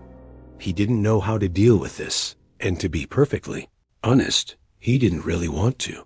He said, "Perhaps I had better go. Yeah, Rose, I do love you. I love you very much." He grabbed her suddenly and was in tears. They stood like two crazy people in the middle of the street weeping, while her family came out slowly onto the porch, looking heavy and perplexed.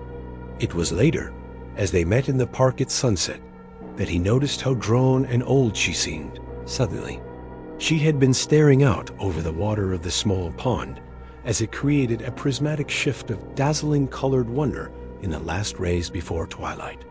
He put out his hand gently. "Rose?"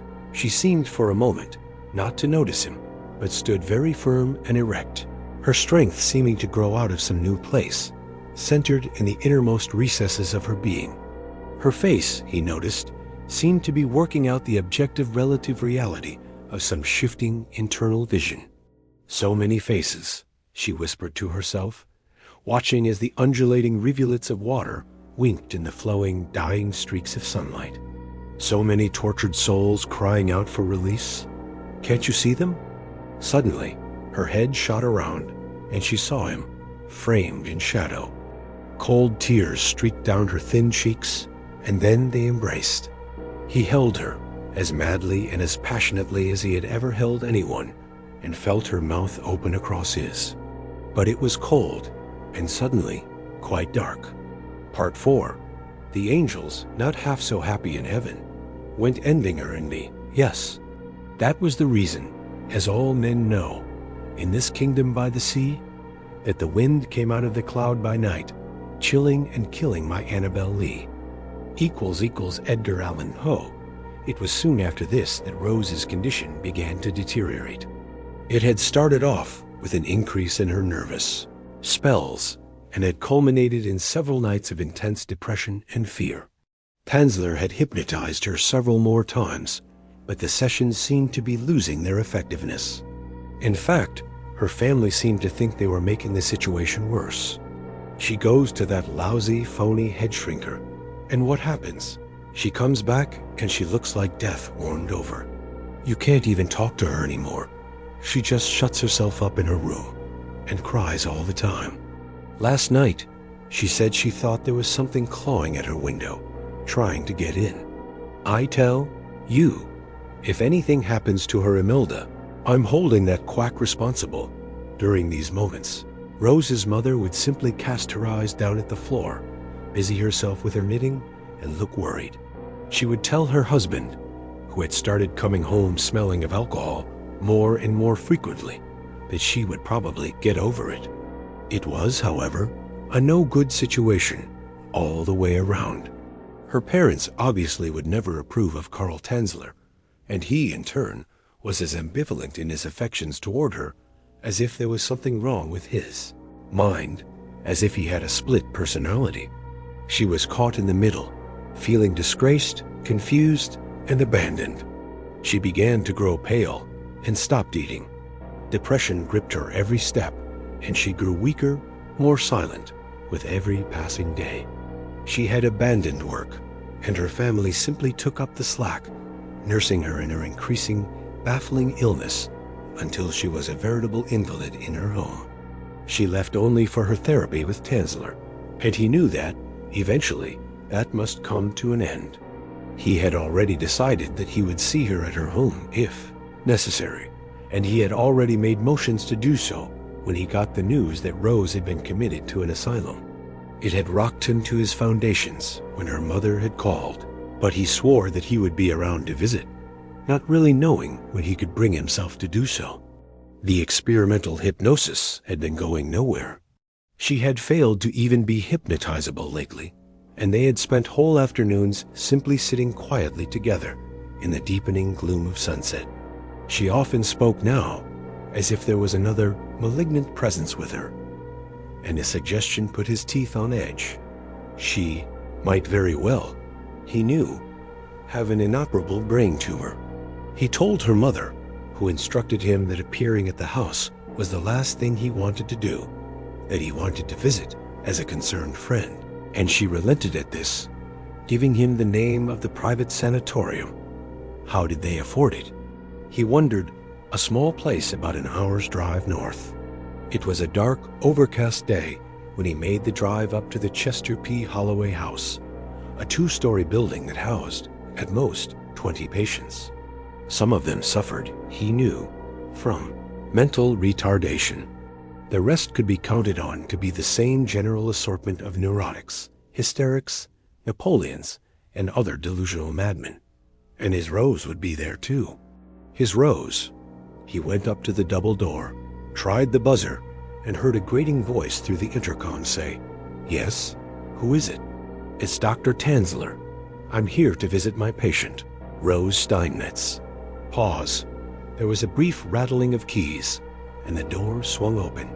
A beefy-looking attendant in a white uniform showed him into the foyer and up to the desk where a large, heavy-faced nurse sat, brooding over a logbook and eyeing him suspiciously. "Hello, I'm Dr. Tanzler. I'm here to see Rose Steinmetz." The nurse looked down at her log and then looked up again with the same tired, bored, half-apprehensive expression on her face. She said, "Okay, looks like we have you scheduled here for 2 o'clock. You're early." She said this last bit as if he had committed some sort of institutional faux pas, and then said, "Harry, will you please show the Dr. Stanzler back to the day room, please?" Everyone should be out of their rooms now. He followed the hulking attendant out of the foyer and into the back hallway, turning a corner with him silently, and to a locked door with a window that was reinforced with chicken wire. He unlocked this door with his large, jangling collection of keys, and Tanzler was led into the day room. It was a bright white room with a collection of chairs and ratty old couches, a few magazines spread over various tables, and the persistent, mellifluous sound of an old record pumped through the intercom. Rose sat, nearly motionless, in a corner of the room, by herself, with a look on her face that said she had long since ceased to see the world in the same way as ordinary folks. Scattered around the room, in varying, nearly inert clumps, were a collection of mental half-wits. One woman mumbled to herself, ceaselessly, in a manner that he found quite unnerving, her voice rising only intermittently to deliver a rousing imprecation to Jesus, whom she seemed sure had nothing better to do than to listen to her babble on. To the left of her, a tall scarecrow of an individual was bent over what looked like an old sock stretched across his skinny, bird-like hands. Now and again, he would mutter to the sock and speak back in a poor attempt at ventriloquism, a weird, warbling pseudo-conversation composed entirely of gibberish. The other denizens were much less mobile and seemed to be, for the most part, on the high side of 80. He went to Rose, knelt down in front of her, and said, "Hey there, remember me?" He saw for the briefest moment. A flicker of recognition crossed the face, and then the features settled back into a weird, languid torpor. She had lost even more weight, and her face now had the drawn, scarecrow visage of one that was staring into the abyss of starvation. He sat beside her, catty-corner, on an old leather couch. "So, this is what has become of us, Miss Steinmetz. Well, I'm afraid this won't do. You have to tell me what's wrong with you, how I can get through. I know you're still in there, Rouse. I know I can find you again. It's just going to take some time." He considered. Perhaps there was something physically wrong with her brain. For all he knew, the events of the past few months, the hypnosis, the quarrel with her family, calling off the marriage, and so on, had really nothing whatsoever to do with her present condition. Perhaps it was something that medical science simply couldn't account for. He was, for the first time in his professional life, utterly baffled.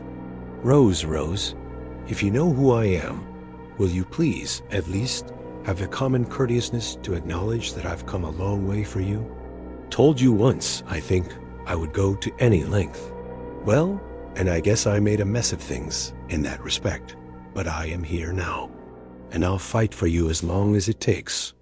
He leaned forward, looked into the face, and saw her eyes, soften and well over for an instant. The lips began to work slowly, and he could hear the voice come in the fashion of voices that have grown rusty through disuse. I know who you are, but it doesn't matter." He shot forward, said, Rose, why doesn't it matter, Rose? Why?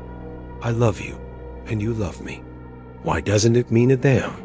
Tears began to trickle from her eyes, and she said, "Because I'm lost. All is lost. Futility." He felt a sort of implacable rage mixed with love grip him, and said, "No, damn it, I told you long ago, when we first met, that there was no such thing as futility. Don't you remember? A man can do anything he sets his mind to, and that's a proven fact. And so can you, Rose. Rose, you've got to shake this thing away from you. Life is worth living, damn it." She turned now, her empty eyes staring at him with a vacant soullessness that seemed to define everything that she was now in this state. "Life is for the living. I'm already dead, Carl." That was what the vision meant, the whirling faces. In the mirror, the dead want me, and it is they who won't let go. "I'm sorry." And he knew that she was. Suddenly, he couldn't sit there any longer, but rose, touching her cool forehead with the tips of his fingers, and said, "I'll return soon." He drove home with tears streaming down his face. The visit had been a waste of time, a waste of gas, and he had sat with her for less than 15 minutes. It hadn't been a long drive, but he was economically minded, and he was suddenly angry with himself. He promised he would return next weekend. He kept that promise, but she was much the same, and though he stayed for almost an entire hour, he could coax but a few words out of her mouth. It was a month later, though, that she was discharged. Not, as they say, with a clean bill of health, but apparently because the head psychiatrist couldn't make heads or tails out of her, and felt any further treatment in the facility was bordering on the futile. "She isn't responsive to any treatment we have, and she doesn't seem to be a danger to anybody. She needs to eat, and she'll have to be looked after. My best guess is that she has simply, well, given up on life. And I'm afraid if she's ever going to get better, she'll have to be the one to decide that." Rose came back to her family's house, ensconced, in bed, back, in her room, and continued to dwell in the private space of her own mind. And she looked, physically, wasted. When he heard that she was at last home, he decided that now was most definitely the time to try and make amends with her family, particularly her father. And so he decided that he would do what he could to ingratiate himself with them, and even go so far as to convert to their religion, if that is what it took. He had spent some hours making a study of God, and hoped he could manage to pull off an old-fashioned con about where he put his trust in the future. Of course, that's all it will be. he told himself in front of the mirror, adjusting his tie. He still could never bring himself to prostrate himself in front of a deity that he was certain was nothing more than a figment of the primitive imagination. Fear was for the weak and the contemptuous losers, and Christianity was a crutch. What's more, he knew religion for the con job that it so inevitably always was when applied by those sainted criminals who stood in pulpits or huddled in confessionals. He smiled. He'd put his faith in science and his fear in the unknown.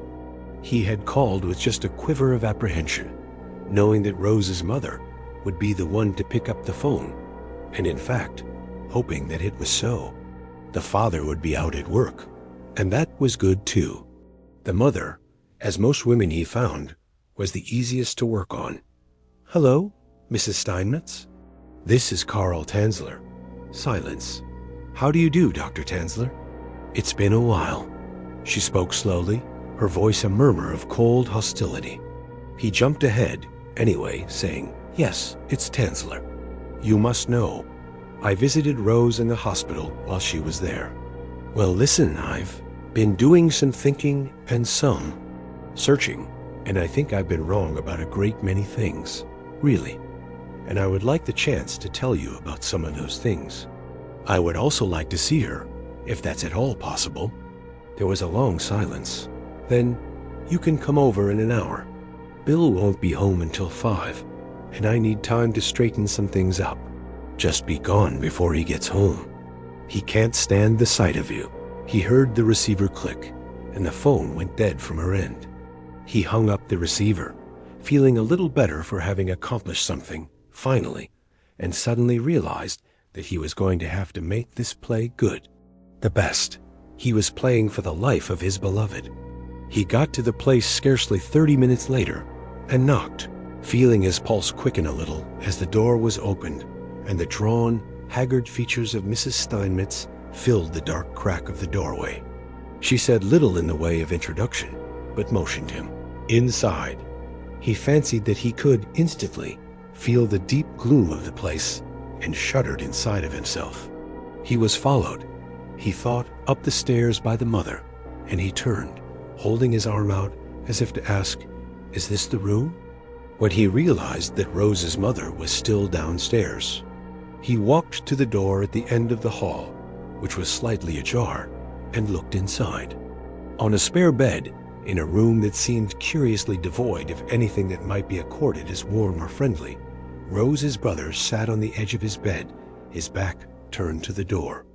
He had met that particular young man only once before, and he had instantly disliked him. A common thug. The boy had nothing serious going on upstairs. He quietly turned and went to the next door, finding it also ajar, and he pushed it in with the tips of his fingers. At the side of the bed, Rose's sister Pearl knelt in what seemed to be solemn prayer, bent over a rosary. Her eyes were closed, and her lips were moving slowly. The odor of the room, he noted, was musty and foul. His eyes traveled over the child until they rested on the image of Rose. It was an image that caused him to recoil in disgust and broke his heart at the same time, for she did, indeed, look as if she would never stray very far from her bed again. He didn't know what to do for a confused moment, so he waited.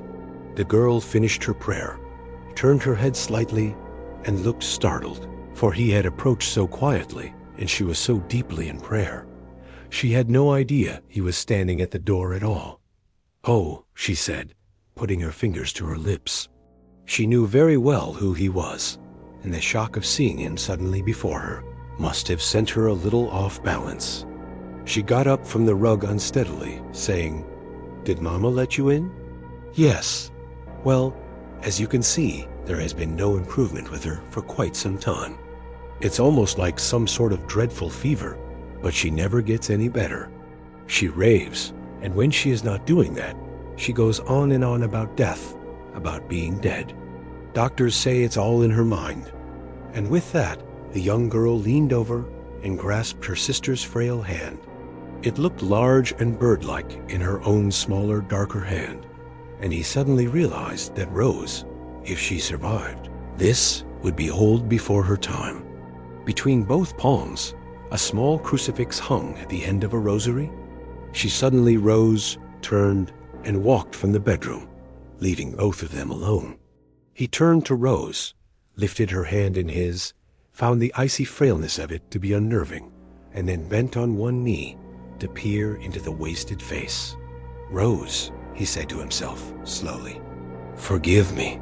How I've failed you." Suddenly, he could see, plainly, written in the face, the lines and hues of death, standing out against her own drawn cheeks, as if superimposed in the images of an old film. He understood, somehow, that he had opened the doorway, that death had claimed her, seeing her as a prize to be highly desired. He bent low over her, smelled the stale funk of her unwashed form, and kissed her cool forehead. "Sleep, Rose." Suddenly, behind him, he could hear Rose's sister murmur. He turned abruptly, and framed in the doorway, he could see the sister. He fingers to her lips, the rosary still hanging from her knuckles, speaking softly to her brother, who stood in the half-shadow, glaring at Tanzler with murder in his eyes. "I'll go," he said. He stood a moment, feeling the waves of cold violence emanating from the young man, and then walked past them to the stairs, taking each one slowly down, and feeling the daggers of hate prick his back.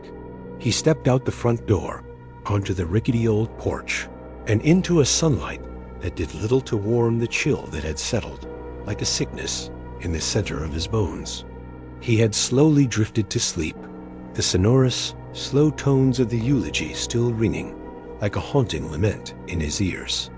Outside, the wind picked up, blowing leaves and little gusts of dust and brittle scrap across the face of his bedroom window.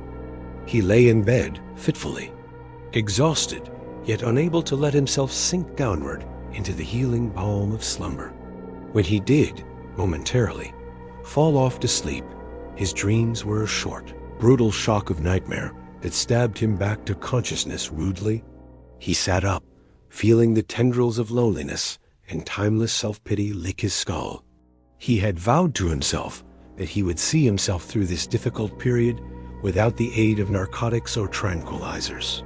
Indeed, since he did not at this time have any alcohol in the house, and he was damned if he was going to go out in search of some, he reasoned the best way to suffer was to do it soberly, with the pallid moonlight streaming through his dusty window pane, reminding him of the fruitless absurdity of God.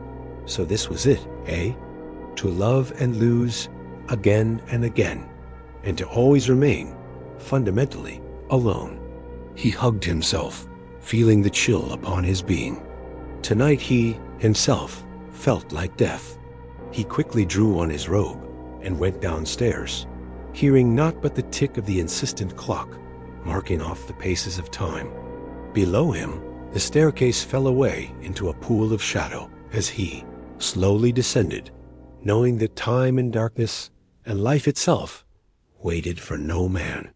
Time is not our friend, he thought, but must it always be our enemy? He had buried his only love today, closed away in an expensive lead coffin, and put away into an even more costly mausoleum, the designs of which he had personally overseen, and the cost of which had come directly from his own pockets. As far as such structures go, however, he realized that what they had designed and built as the final resting place of Rose Steinmetz was, without a doubt, one of the most unique and beautifully constructed.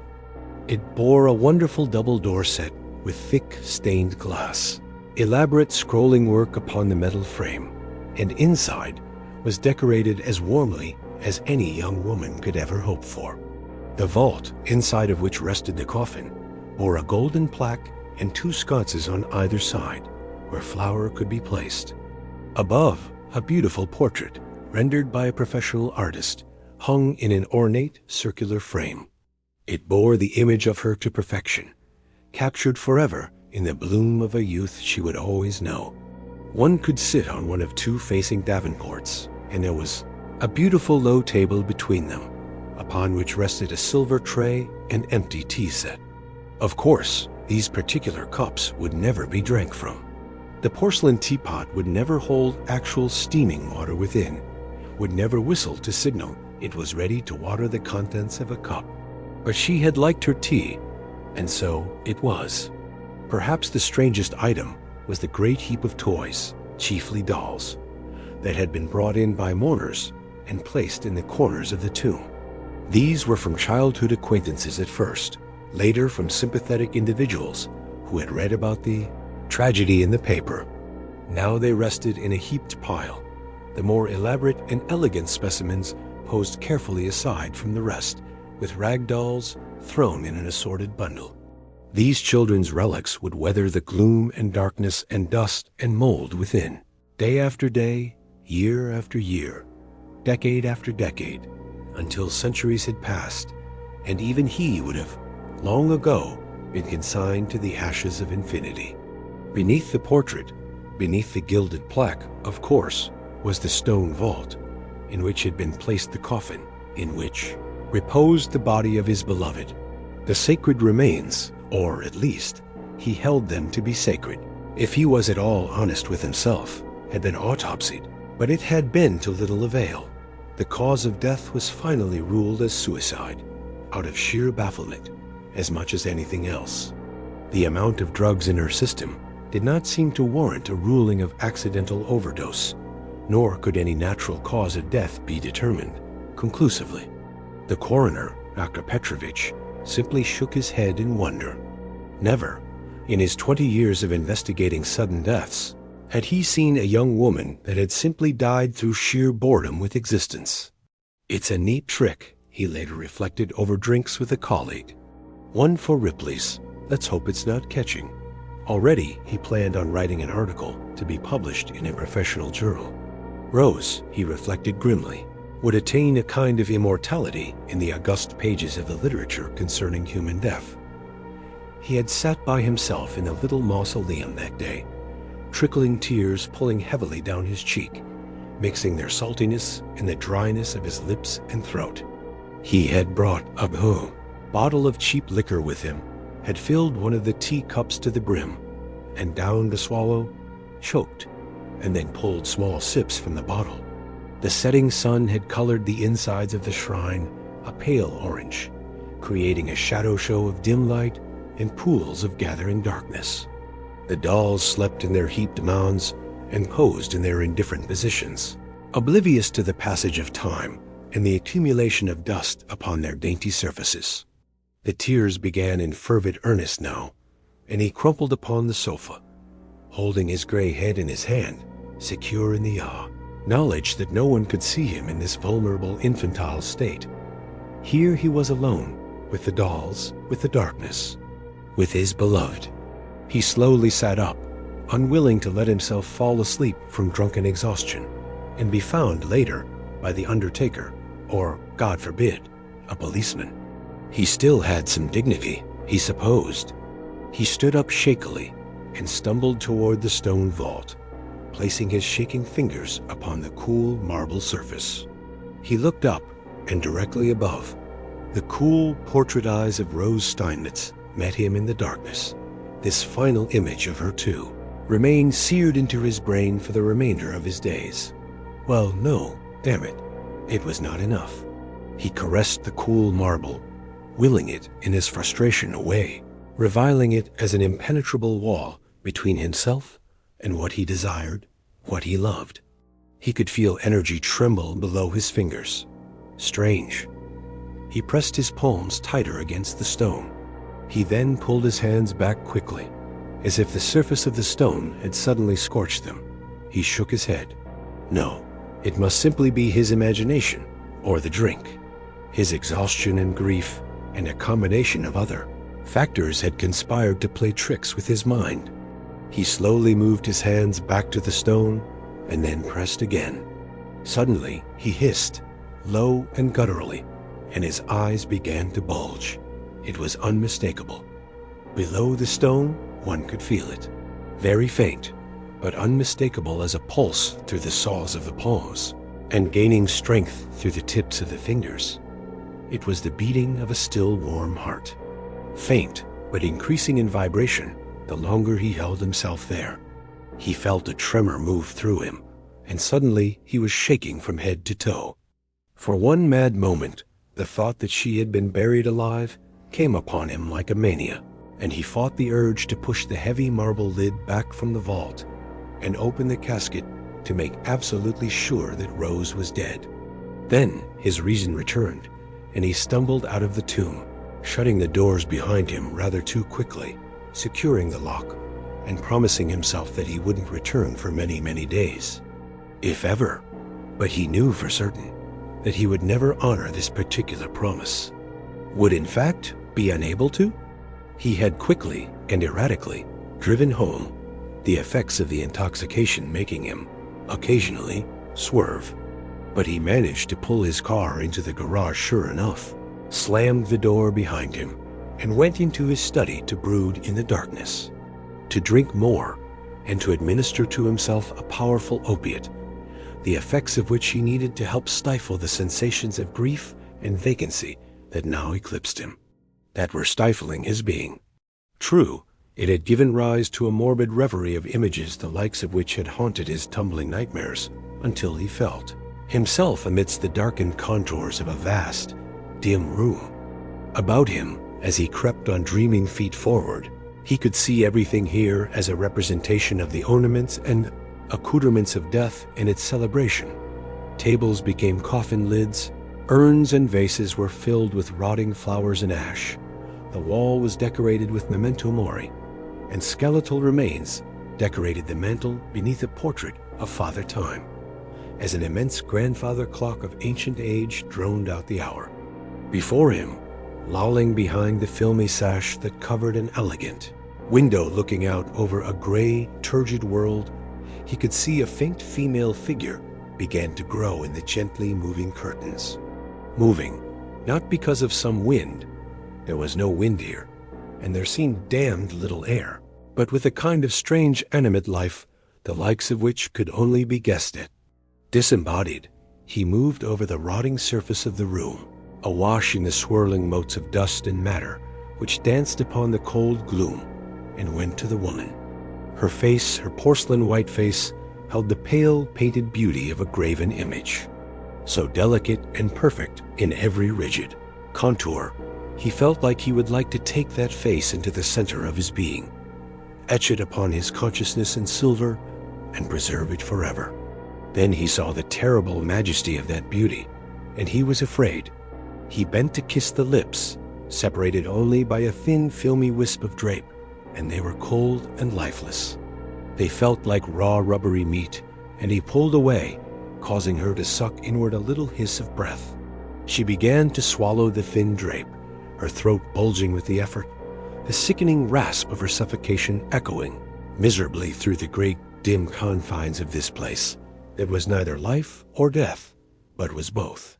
He drew away from her as her face became shrouded by the transparent cloth, her features smeared and blurred in agony as she thrashed against the invasion of this strange, living cloth. Next, he saw himself as a young man, running over the fields of his youth on a gray, rain-choked day, and suddenly he stumbled and fell headlong into a moist trench in the earth, a massive pit that had been scooped from the ground as tall as two men, standing one atop the other. Above, he could see the mountains of raw dirt that had been piled, blocking out the trickling light as he tried desperately to climb his way upward, to scale the watery clay, and only managed to filthy himself as he clawed away handfuls of the stuff in his gradual, tortured ascent.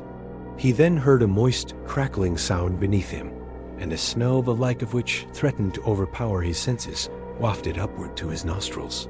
It was a moist, fetid, sickening stench. The stench of a putrescent sewer.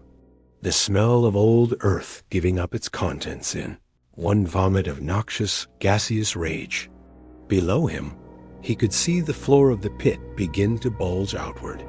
Withered, stick-like arms thrust themselves forward, and the decayed husks of head and body were spat out to a kind of shambling reanimation. He began to claw the sides of the pit in a mad burst of sheer terror, looking back over his shoulder at the discolored, dripping, fly-blown throng as they assembled in their communal grave, the rancid flesh of their beings giving off the morbid stench that they knew as their own existential stink. Arms began to grasp him, withered sticks that once wore flesh like a beautiful garment, or an ugly ruined coat, and now knew only the curdled black fabric of decay. In grips of iron skeletal bone, they pulled him downward, into the wretched blackness of their mad half-existence, before he finally succumbed and sat, choked of oxygen, in front of them. Here they were assembled, in a strange mockery of living men, as a company of bedraggled, grotesque debasements. Silently, as if imploring him to join them in the bowels of this hell that was neither death nor life, but both. In the deepening gloom he examined the hideous waste of their features. Here and there were the unmistakable faces of friends and acquaintances he had once known, individuals that had preceded him on this strange journey of transformation, this metamorphosis from life to death and back to life again. These phantom cocoons had, perhaps, lost their way, but they were here with him and demanded from him an audience, acknowledgement, fellowship. Suddenly, the wind above began to howl across the lonesome plains, and the dirt piled high above began to blow over into the pit, as a rumbling below, the angry voice of a cheated god, perhaps, set the ground quaking beneath his feet. He realized he was being buried alive. He was not one of them. Not yet, at any rate. He turned, and like a man drowning in an ocean of earth, began to once again try with every effort of his being to fight his way upward, while dirt and foulness and dust and rot were rained down upon him, filling his throat and nostrils and covering his eyes and head until the world above was shadow, and there was no more light to see. He awoke, his heart pounding inside his chest, and drew the covers tightly about him, realizing that he was freezing. The images of the dream still haunted the swirling shadows as his eyes adjusted to the bright moonlight pouring in from the window sash. He breathed raggedly, letting the dream slip away from him as his consciousness fought its way back to some sense of normality. Still, he could not help but be moved beyond the ability of his mind to shrug off what his sleeping brain had concocted out of bits of real life and subconscious turmoil. It was, in a metaphysical sense, much as he had long suspected. The dead were not simply the decrepit old husks of their former living beings. They were a new type of life, a metamorphosed vessel that demanded an answer to a question that fundamentally no one was quite sure how to pose. Was it that, irrespective of that essential spark of soul, the crawling, yeasty flesh, so much food for worms and insects, still itself held some forlorn hope of redemption? Did sentience live in the molecules of skin, in the fibrous makeup of the epidermis, in the coiling snakes of intestine that looped like long, feculent worms throughout the pulsating organism?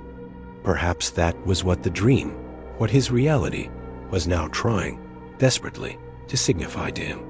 He got up from bed unsteadily, still feeling the effects of the alcohol, yet able now, in these wee hours of the deathly still morning, to come back to a sense of himself and his world. He went out into the hall, looked down the darkened staircase. So quiet. Why had he wanted such a large home for, anyway? To impress his patients? For the sake of pride? All was then vanity. He went back to the darkened bedroom, slipped on his trousers, and grabbed a pouch of tobacco. He then crept down the staircase without bothering to turn on a light, letting the moonlight guide his feet as they unsteadily made their way through his examination room, and out the French doors into the backyard, and into the circle of stone and weathered benches cast among old trees and slumbering flowers of his garden. He could feel it, even as his hand slid down the banister. He could feel that perceptible pulse, that hum, that same bizarre energy that had crept through his rough palms as he had pressed them against the stone lid of the sarcophagus. It was like the beating of some obscure heart at the center of the earth, some vivid aliveness that only those who had stared into the awful, beautiful face of death could sense deep in the sensitive fibers of their fingertips. Maybe it was the rattling of 100 million souls in hell, or maybe the turning over in their graves of the restless dead. Whatever it was, and whatever its source, be it holy or blasphemous, natural or preternatural, he had heard its calling, and he knew. The moon was a chilling giant in the deep blackness of the sky, as he felt his skin grown taut with the cooled-over temperature of early morning frost. The cold did not trouble him, though, as he inexpertly rolled a cigarette and thrust it between his lips, hearing in the distance the high, lonely, mournful wail of a passing train making its way across America in the Midwestern night. His garden was still alive in the frost. The flowers slumbered in their peculiar half-life, awaiting the first healing rays of the sun to spread wide their multicolored petals and accept the succor of the solar thrust as a life-giving boon. But now, only the moon and all of its lunar secrecies spread itself upon the glowing little earth. He smoked. He listened. He could hear the hum of 1,000 dirt-choked voices call out to him in pain, in loneliness, in a desire to escape their cloisters and crawling caverns and gritty crypts. He knew. Oh my yes.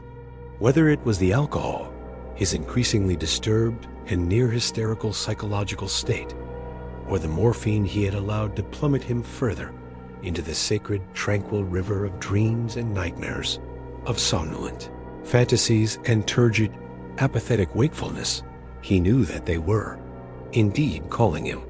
And as he smoked, and his eyes watched twirling clouds of nicotine circle upward into the chill sky, and shrouded and cooled himself in the rising sunlight that signaled the milky birth of a new dawn, he realized that he couldn't help them, couldn't save all of them. And he spoke to them, to that insistent murmur, against the rustle of the trees and the silence of the night. He couldn't save all of them, but he could save one. Part 5. But our love was stronger by far than the love of those who were older than we, of many far wiser than we, and neither the angels in heaven above, nor the demons down under the sea, can ever dissever my soul from the soul of the beautiful Annabel Lee. Edgar Allan Poe, stealing the body had been the easy part. He simply went in the dead of night, driving his car as surely and as steadily as if he had been off to the corner drugstore to pick up some eggs. Luckily for him, it had been a moonless night, and the roads had been fairly deserted, except for the occasional frisky teenagers puttering along to love's desolate lanes. It had taken some courage and some planning to screw himself up to the task, but once he had drunk several good dollops of hard whiskey and taken a tablet of codeine on top, he felt his resolve steadily increase. He would utilize the faculty of his clinical detachment and turn off whatever area of his conscious mind registered disapproval and disgust at the notion of committing what amounted to grave robbery. And still, in the small hours of the morning, every morning, as he crested the night's tide of dreams and returned to the half-crawling yeast of waking life, he could hear the low murmuring of voices, the sea swell that threatened, at times of overpowering silence, to choke off his last bits of sanity. In response, he had been keeping up a constant barrage of noise in his life. Radio and phonograph helped immensely with this. It had now been some weeks since first Rose had been interred, and the interim had seen a toll delivered to his medical practice. His patients began to detect a slight but perceptible change in his manner, so that his once good-natured brusqueness now seemed more like impatience. Anyone could see that his mind had been distracted lately, and most everyone who was within his close circle of contacts could reason why. His membership and commitment to his Freemasonic lodge was waning too. He very often had no real reason to show up to the meetings and the charity work, which had once served to brighten his sometimes dour, unapproachable image in the community, now bored him intensely. Sitting on the planning commission of this and that charity raffle or winter coat drive, he could manage to maintain his composure and hold his impatience for only a few minutes at a time. Life was becoming insufferable. Death was his new frontier. Mrs. Cove, bitter old prune that she was, took no notice of any of this, and maintained her own stoic resolution to do her job and leave as quickly as possible by the end of the day. Better that, than sitting in the black shadow of her employer's deepening gloom. Indeed, she wondered privately if her employer might not be suffering the effects of early senility. "Poor thing," she said to her Ladies' Christian Auxiliary Social Club acquaintances, many of whom held her in a disdain she could scarcely have guessed at. "He's had such a terrible loss lately. Loved that little girl like a daughter, he did. Of course, I don't think there was even a hint of any impropriety involved in his affection. No, sir, not doctor. He's as upstanding and decent a fellow as you would ever want to meet. Still, you have to wonder what business a man his age thought he had with taking up with a girl that young. Must have been pity or something. Confidentially, even though she told me she was a Catholic, I couldn't help but think maybe she had a little Jewish blood in her. Family from the old country, you know. Conversos, I would imagine. Mind you, not that I think there is anything especially wrong with that sort of people. Invariably, when expounding upon some tidbits of gossip or firing up outright lies to amuse herself, Mrs. Cove was chewing cud-like an egg salad sandwich or some other dainty offered out free at the club meetings.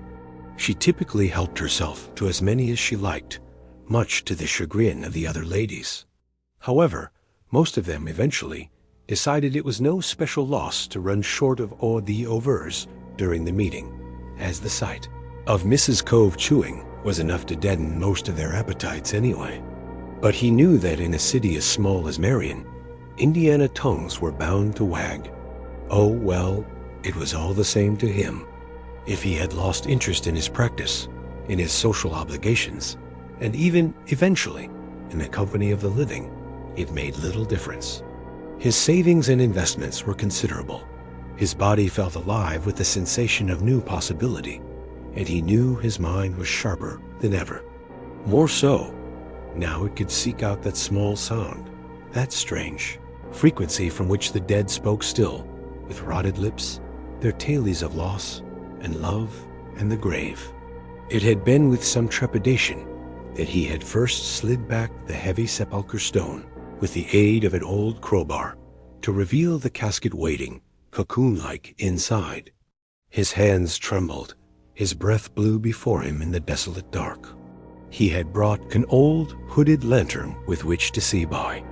The lonely faces of the dampening dolls, grown musty from their long vigil in the tomb of his beloved, added an interesting counterpoint to his own intent features. Slowly, he managed to insert the curved tip of the crowbar beneath the crack of stone, exerting all his effort, not liking the gritty rasp of the stone as he managed, finally, with much exertion, to move the slab backward a darkening sliver. Already, he was aware, dimly, of the fetid funk of death. Or perhaps it was only his pale imaginings, grown heated under the influence of alcohol and dope and delirium. Whatever the case, it did not in the least disturb him, but instead became an olfactory nectar, the likes of which astounded his senses to heightened awareness, to heightened excitement. Now he could feel his body tremble, and his heart began to pulse with the energy and excitement of his endeavor. He exerted an increased pressure on the metal bar, the scraping rasp of stone growing louder in the absolute stillness. Below him, the widening black sliver began to increase like the opening of a sacred crack over the yawning chasm of damnation. To do the thing was the decisive act. Afterwards, deviance could only thus be recognized as to a succumbing of the temptation that had cajoled him into committing this first deviant sin. Closer, closer. The sepulchre lid was thrust unsteadily back to reveal, finally, the lacquered wooden surface of the casket beneath. His problem was now obvious. How was he to thrust back the stone barrier far enough to allow him access enough to open the casket and retrieve the body buried within? The heavy lid would fall to the floor of the tomb, possibly shattering, but even if it did not, he was not sure he possessed the requisite strength to enable him to push the lid back into place and conceal forever the fruits of his midnight labor. The only solution that he could see was that he would have to remove a section of the wooden casket, using pick and saw, and hope that he did not, inadvertently, do any damage to the body within. He was risking damaging the flesh of his beloved. But, in truth, hadn't death already rendered the beloved fillip of flesh that enclosed the pitiful pile of bones as nothing more than so much decaying matter, to dissolve slowly, decade after decade, until nothing more was left but the few scrapings of dust at the bottom of the casket? After 10 or 15 years, the bones themselves, he knew, would begin to crumble. It was dark in the house, lit only by guttering candles. As he made his way to the phonograph, carefully placing one of his favorite recordings of romantic melodies on the circular surface, and winding the crank until he knew the tension was at its peak. The music, preserved forever on the wax surface of the album, began to echo forth in the darkness, its sound swelling and undulating throughout the house. He felt, in an odd way, like dancing. He walked across the living room in the darkness, letting the trickling dancing pools of candle flame guide his footfalls toward the bottom of the stairs. He grasped the banister with one trembling hand, looking upward into the dark of the first-floor landing. Up there, wrapped tightly as a mummy in a protective covering of fine linen, his beloved object of devotion was waiting for him to come and acknowledge her, to give her life once more. Slowly he began to ascend, his actions in the present ticking minutes seeming to take on the aspect of a very strange dream. Above, he could already smell the redolent bouquet of flowers, and the incense, and the heavy cloying perfume and disinfectant he had sprayed to try and mask the rancid stench of his macabre angel, to mask the stench of her.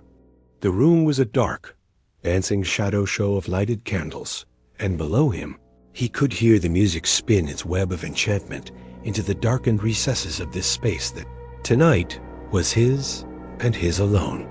Slowly, he gripped the doorknob, pushing the door open easily and slowly, peering intently in the darkness as his bed came into view. And in that bed, nestled beneath the covers, was what he had dreamed of on long nights when the wind had howled against the eaves, and the darkness had gripped him solidly within the cold clutches of its loveless embrace. She swam into his vision, eating up his consciousness. Never, in a life that had, more so than many others, been marked by transgressions and little vices, had he ever committed an act that he knew, were it to be discovered by the police, were it to be known to the wagging tongues and beetle brains of his own little community, would do more to blacken his name and earn him the reputation of a criminal degenerate than any sin he had ever yet committed. Yet, inside himself, there was no feeling of remorse or paranoia, panic, terror, or self-loathing. He was beyond all of these petty concerns. He studied the sunken features, withered in their way, touched by the cold fingers of death. She had not been long in her casket, had not long laid in the dripping emptiness of an echoing tomb. He had, in fact, been astounded at the relative lack of corruption that tainted her features, had wondered to himself of the possibility of a miracle.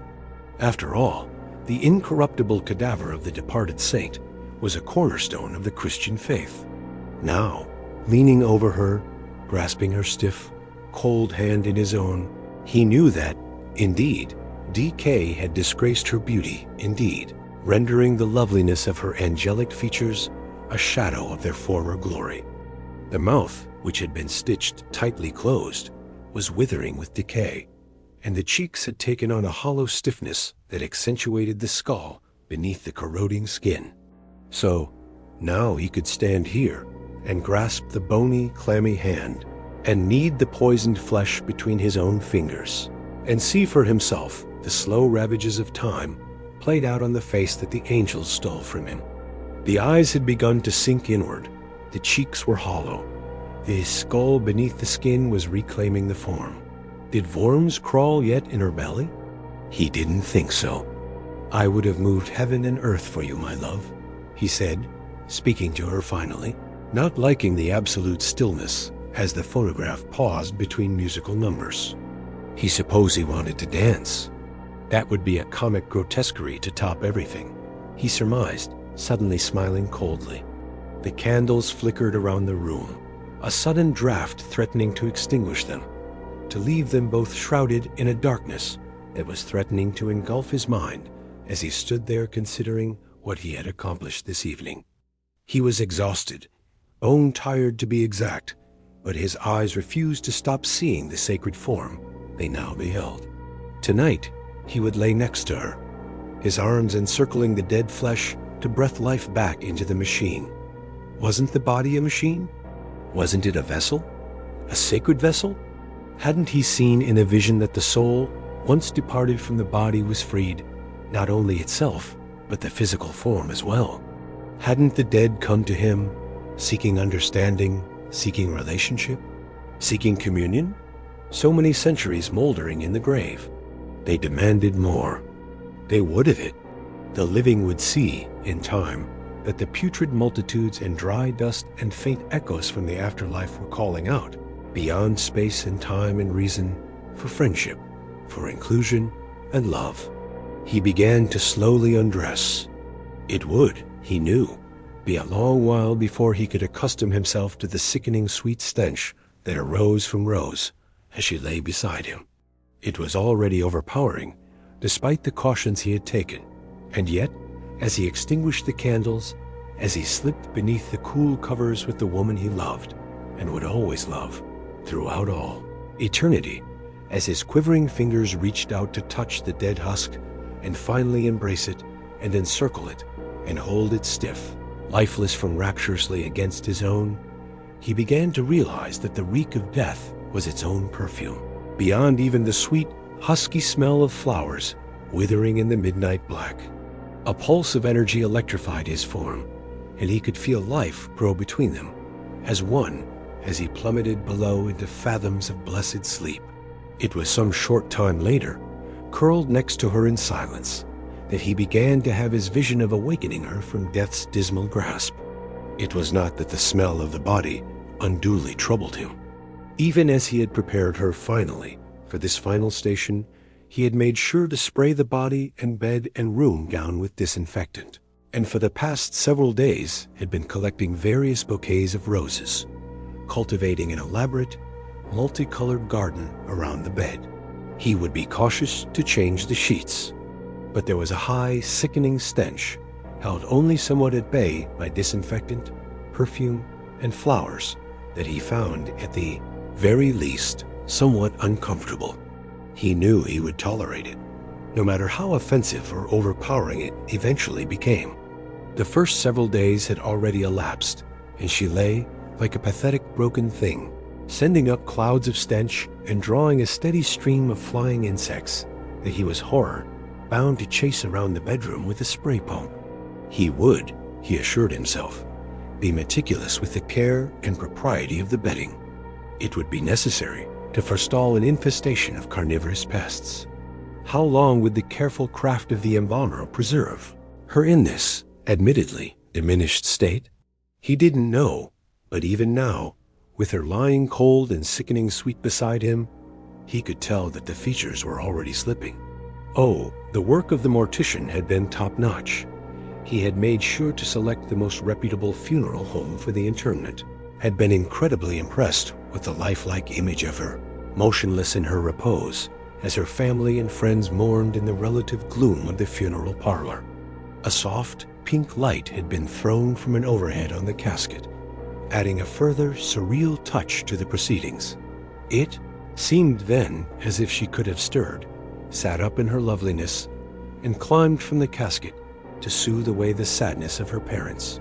She looked so good, so natural, her mother had said, and Carl had put his arm around her, assuring her that, indeed, she looked as young and vibrant as the day she first stood on the threshold of his home, ready for her first appointment. Time, he now realized, as he rose from bed and went out into the hallway and downstairs, to reflect over a burning, hand-rolled smoke, was really the issue now. Money was no object. He wanted money, and it came to him. He was no longer in the unenviable position of not knowing how to invest, deal with money, and generate capital. He was a man that, despite all the odds and circumstance laid out against him, had managed to do okay for himself. No, as always, time was the issue. It was the enemy. He would fight time to save her, to save what remained of her, to sleep next to the old form and feel that strange, residual energy seep from her moldering husk and instill in his own molecules and fibers a sense of her renewed beingness, of that living force that did not depart with the spirit, but remained in a larval state, gestating in the decomposing entrails of the cadaver as it lie in wait. For what, he asked himself, do the dead dream? Do they love?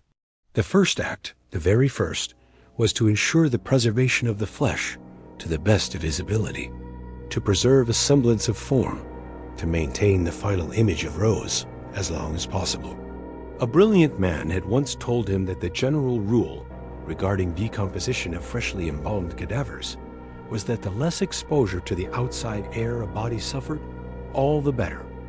Of course, perfectly preserved specimens had been disinterred before. The myth of the incorruptible saint was one he was well aware of, as was Rose. If she had been buried or immersed in water, the preservative aspects of the embalming process would not have been as nearly perfect as they were now holding out. However, the smell, he knew it might be far worse, and already it was starting to distract Mrs. Cove. He stubbed out his cigarette, retrieved a pouch of tobacco from the dining room cupboard, and rolled himself a second. His fingers were trembling slightly, and he reminded himself of the necessity of curbing his consumption of highly sweetened coffee and tea. Outside, the birds had already started to stir in the morning frost as the world begins to awaken to a new life. Life, he thought, pushing the noodle of what that particular word meant and stood for around in the recesses of his steadily waking mind. Could life be restored as in the pages of a cheap Gothic potboiler, by the jolt of a galvanic battery and the application of a few electrodes? He didn't think so. At the very least, he could only approach a vague understanding of even the theory of such an operation. No, the answer, he was becoming steadily certain as the milky light of morning painted the panes of the glassed-in porch, was in the strange interplay between mind and spirit. There, he knew, was the true province of power and accomplishment. For the mind, he knew it would always predominate over the body. He had been, in his way, an intrepid explorer along the twisting pathways and avenues of the psyche. Possibility, to him, dictated and demanded that an intrepid adventurer choose that pathway, above all else, as the most pressing avenue of exploration. Were it not possible, he asked himself, to retain the final image of his beloved forever in the fabric of his consciousness by preserving the flesh, the face? For if reality existed, as he had long known, simply within the confines of the human mind, could it not be tricked into altering its perception of reality until, henceforth, that impression dominated and finally controlled objective truth? He would go to elaborate lengths, he knew, to stave back the creeping horror of decay, to preserve the fetid cocoon from whence still beat a tremor of her old spirit. He would build here a world where, at the very least, her body would always be his. He was a crafty man, after all, and somewhat educated in the mysteries of the flesh and the magic omnipotence of dreams and will. He inhaled the smoke. The birds continued to chirp. Outside, a squirrel made its little, scampering way across the lawn, pausing for a moment to taste the air, to sort its senses for what could aid or endanger it, and then clawed with a swiftness that was amazing and amusing at the same time, up the side of an old elm tree, getting itself lost for a few moments amid the dew-dappled leaves that were still choking from the deepening brown of fall as they, one by one, they begin to crumble and fall to carpet the earth. It was a moment, he reflected, as pure as any ever conceived, and he thanked God in a begrudging manner that he had allowed him to be so blessed this simple morning. He would brew some coffee in a moment. He rose from the bentwood rocker, feeling the age in his bones creak, knowing that she still lay upstairs, waiting like a macabre toy for him to retreat from the boring obligations and responsibilities of the day and to spend the evening with her, to invest in her again, a semblance of what previously she had been, to blow the breath of life in her, to kiss her back to wakefulness, to make her live again. Live, Mrs. Cove, her handbag under one arm as she unlocked the door that morning, entered with her usual gruff rattle of keys and stomping of old weathered shoes. He was upstairs in his private library just then, going over a multitude of volumes in a wide, nearly dizzying array of various disciplines, trying to piece together a plan of action, a way to operate under the circumstances that was logical, methodical, and effective. He had decided upon an initial trial of delving into occult secrets, into arcane truths that he had casually investigated himself upon occasion. It had never been serious research, but he had whiled away the hours with heavy books of mysticism and black magic, and a few of the most torpid treatises on the world of the parapsychology he had ever had the displeasure to peruse. He had also, he knew, gotten a hold of quite a lot of junk, and now it was going to take some doing separating the wheat from the chaff. But he felt confident enough in his abilities and intellect to be able to operate in that other world without danger, and he knew he had nothing to lose. It had not been, especially, difficult making the preparations for the service that evening. He had gone to Madame Zemindar in desperation, hoping to be able to communicate more fully with Rose, to bring her soul back and imbue the body, again, with a tangible spark of galvanic energy. The medium had looked at him flatly, stating, "Doctor, you're an old friend, so I'm going to be straight with you. What you're asking is beyond my power to do. Hell, half of what I show people here is nothing more than careful tricks, and the other half of it is just intuition and a certain gift for reading what people want. Occasionally, and not too often, I get something come through that is really from the other side, and I make damn sure I get paid well for that, because it's sure as hell exhausting. I'm not saying I can't communicate with the dead, I'm just saying I'm not that good at it. However, I may know of a group that can give you a hand. Here." And she handed him a small card with a phone number and told him that she didn't give it to him if she took his meaning. He had departed 15 minutes later with a handful of badly printed pamphlets on chiromancy, stichomancy, the tarot, and the practicalities behind holding an effective seance, and promised himself he would peruse them later over a stiff drink. He went home, waited an hour, dialed the number, got no response, and then sat down to read his pamphlets. It was the sort of silly rubbish he had been used to when he was working as a secret confederate for the mediums at the spiritualist camp. It had been his job then to hide, dressed completely in black, in a hidden passage, and emerge at a certain point to touch the sitters, move the items on the table, lift the trumpet and speak gibberish into it, and generally play the vaunted role of death come back to life. He had enjoyed it, but he knew, for all the fakery to which he was exposed, there was a real deadly presence that the mediums could summon at times, although it invariably wouldn't answer at their command. Well, it would answer to his summons, he decided. It had been another hour, and the sun was dipping low behind the trees in the backyard, when he went to the phone, picked it up, dialed, and was surprised, suddenly, to hear a voice at the other end say, "Hello?" It sounded to be an older man, with a thin, wheedling voice, and for almost half a minute, the doctor fumbled for a way to begin. He then said, "I was given this number by a mutual friend. She said that you are the sort of gentleman that could help me with a problem, a very particular problem. You see, a young lady of my acquaintance has, quite suddenly and inappropriately, passed on. I am told you are a man who is adept at certain practices that might be able to bring a lost loved one back in communication." He didn't know how to phrase his request, and he wasn't even sure exactly what they were talking about. If this was simply another spiritualist crank, another faker, he felt damn sure he would go over to Madame Zemindar's one evening and beat her within an inch of her miserable little life. Just then, the voice said, "There's no need to go any further. We were expecting you, Tanzler. Yes, your name is already known to us. Tell me, do you have possession of that vessel that you wish to be filled again? Yes, indeed I do. Then you are breaking the law. We realize that the law doesn't always understand the workings of the world of spirit, and that we must be cunning at times and operate outside the conventions imposed upon us by the ignorant and profane. We are fellow travelers in that respect. Come tonight, and you will see, with your own eyes, the dead walk and speak and love again. This isn't some sort of illusionist show, is it? The man began to laugh, a sound that was literally as grating as fingers scraping across a blackboard.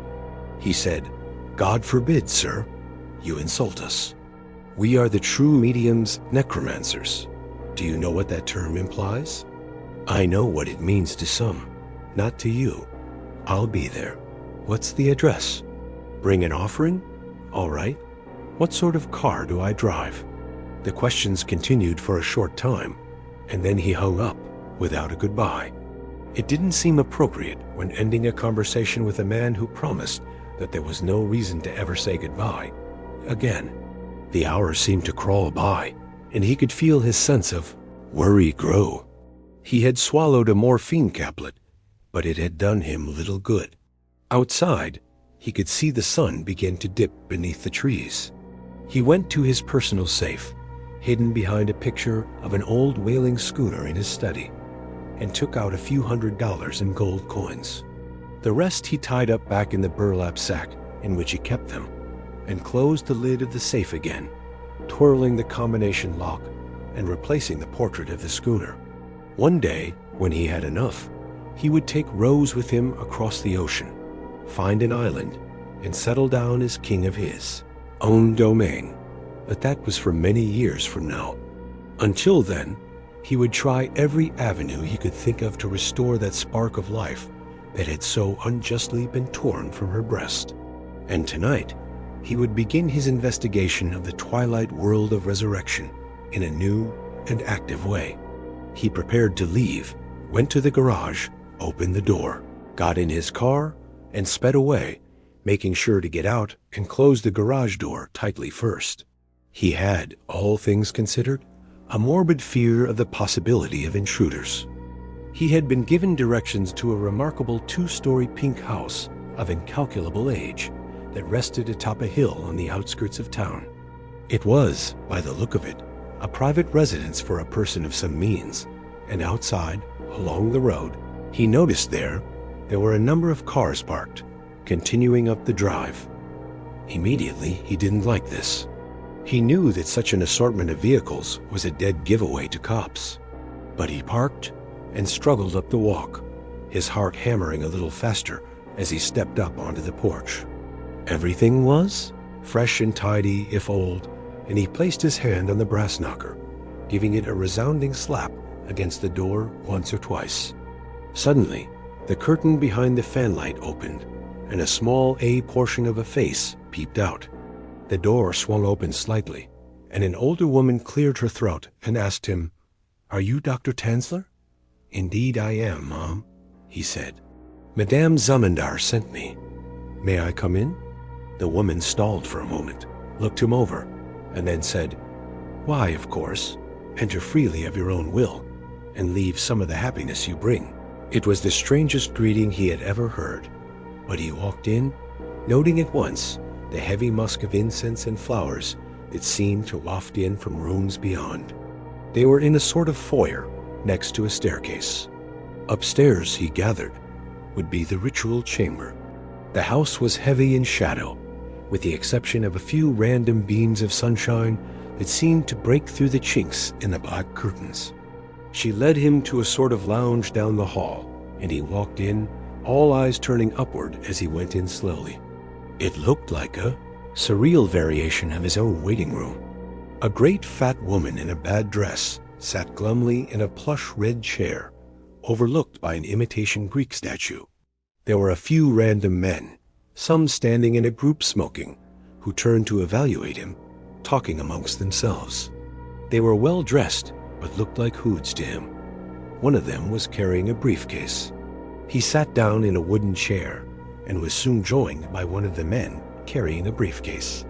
He said, with false politeness, "Say, pal, you look like the sort of a guy that might be interested in buying some pictures." "I don't really think so." He opened his briefcase anyway, took out a manila folder, and said, "Here, take a look anyhow." Tanzler took the folder and opened it up.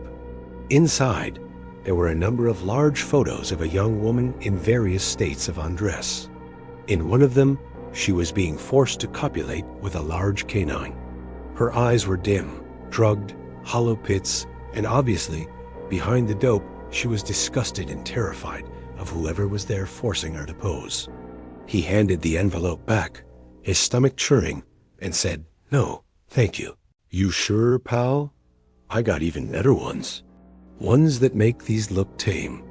Stuff from the old white slavery rackets." "I am not," he began slowly, "interested in pornography." "Thank you." Tanzler shot him a look as if to say, "Keep pushing me, and there will be a scene. Suit yourself." "Pal," said the hood, putting his pictures away and joining his comrades again. Soon, he could hear what sounded to be a low murmur of chanting coming in from upstairs. The woman who had greeted him came in a moment, and putting her hands together said, in a very congenial, almost sweet voice, "We're ready to begin now. If everyone will line up by the door, we will go upstairs for the ritual." They did as they were told, and suddenly, to the nervous chatter of a few people, a hooded character in a long dark robe and black gloves appeared, carrying a number of black candles. He handed them personally to each person and used his own to light them.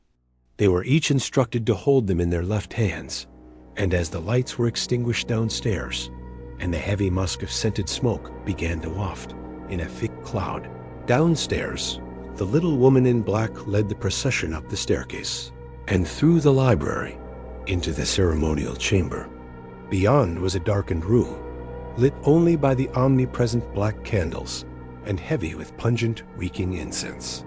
Flowers were strategically arranged to cover the heavy smell that he knew was the smell of death, the rotting body resting on a table at the far end of the room that seemed to serve as the altar.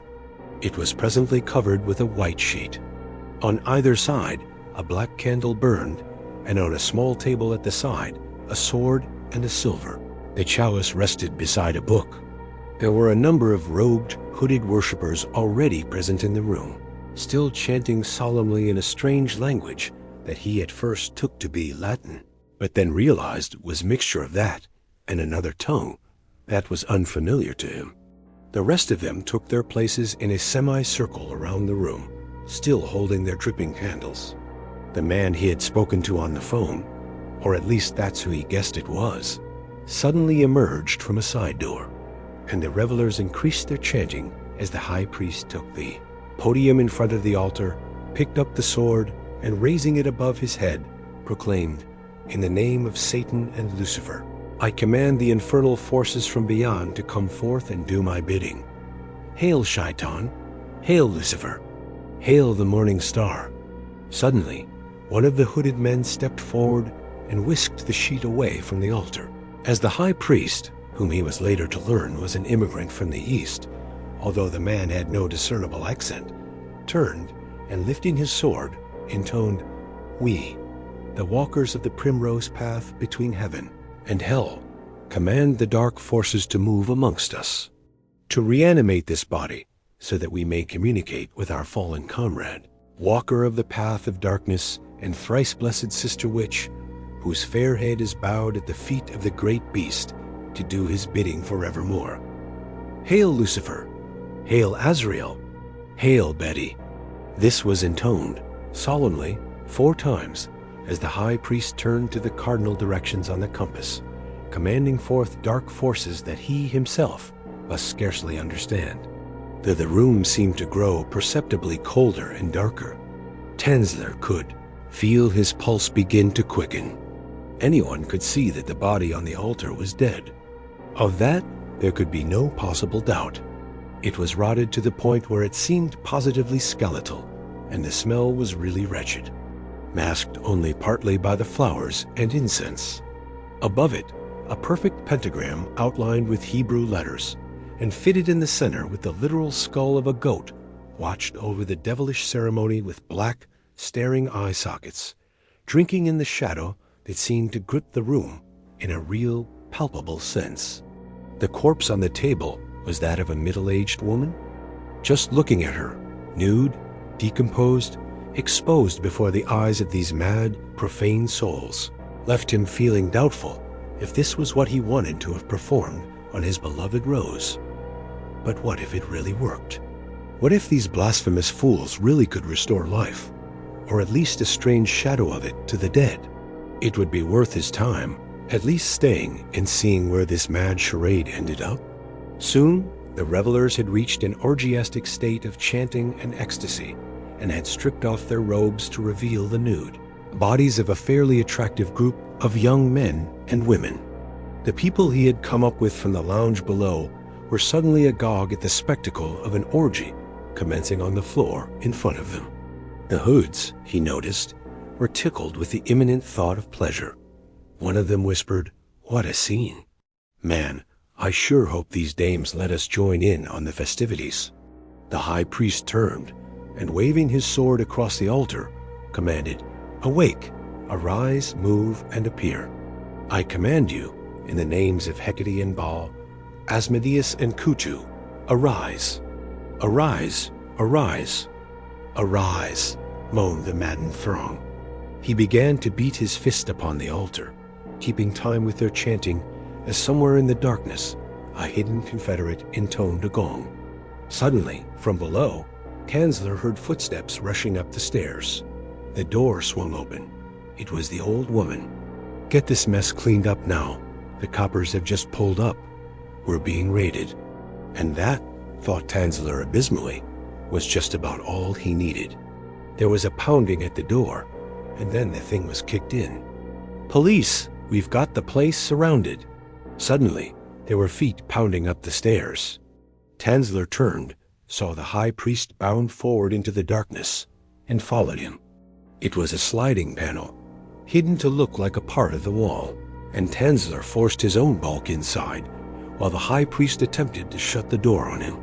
He tried to clasp the man in his fingers, but he missed him by inches. He squinted in the darkness, hearing the muffled sounds of the cops duping it out with the toughs in the chamber outside. He moved forward, finally took the high priest in hand, shook him, and said, "You got me into this. You're going to get me out of it, understand?" The high priest, a little man, trembled like a child in his grasp, and his hood fell back, revealing a badly scarred visage. He said, Okay. Just let me go, will you? Follow me. This passage leads to an underground tunnel." "Okay, but try anything funny, and I swear to God I'll kill you. Got that?" Tanzler put his hands around the man's throat and began to squeeze. The little man pulled futilely at Tanzler's fingers, exclaimed, "Yes, you fool! I understand. Now let me go, and I'll lead us to safety." He followed then down the hidden passage to a rickety staircase that led, he was assured, to a sub-basement. He followed, his hand protecting the guttering flame, and made sure to keep his eyes steadily on the back of the high priest, whom went quickly, as if he had practiced this particular escape before. Finally, the long, unsafe-looking wooden staircase led to a metal door, and the high priest quickly unlocked it and went in. Then it was down a flight of dust-choked stone steps into a vacant room filled with the rotting remains of old caskets, piles of funeral cerements, old markers, monuments, and the choking dust-blown cobwebs that seemed to hang upon everything. "This place," explained the high priest, "was once a funeral parlor. It was down here where they used to do the embalming. Look, this was the slab where they cut open the stiffs. Here is the blood well." He pointed in the darkness, but Tanzler was only now interested in escape. "Listen, you death-worshipping little miscreant. You promised me a way out of here. So I did, but I took you for a man of great intellectual curiosity. I'm sorry I was mistaken." He led him across the room, to a place where the bricks of the masonry had been pulled loose and piled around each other. Behind them, a sort of natural tunnel led into the darkness beyond. My suspicion is that they use this for the purposes of grave robbing. A ghastly practice. We don't rely on grave robbing for our rituals. Our dead offer themselves freely to us for the purposes of re-imbuing them with a soul. Tanzler found himself reluctant to enter the tunnel. He was panicked in small, enclosing spaces, and he wondered if he could keep his wits about him or trust this miserable little jerk to get him out again, alive to safety.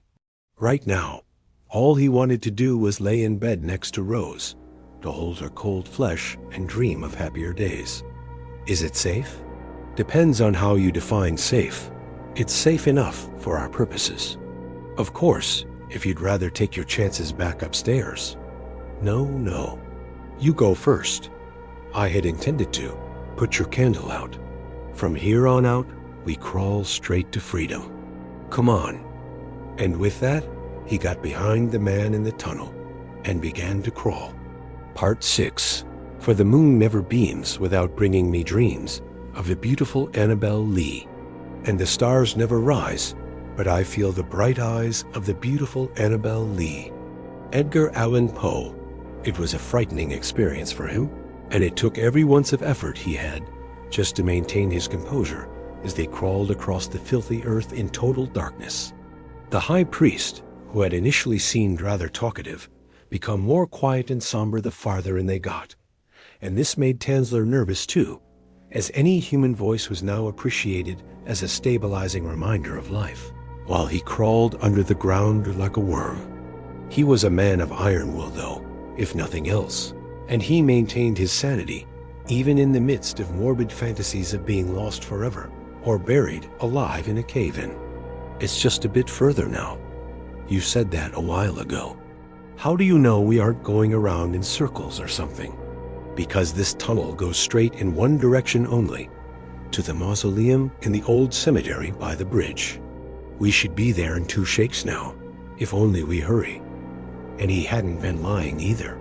It was only a short time later that they found themselves at a dead end, and looking upward, he spied what appeared to be a grate of some sort.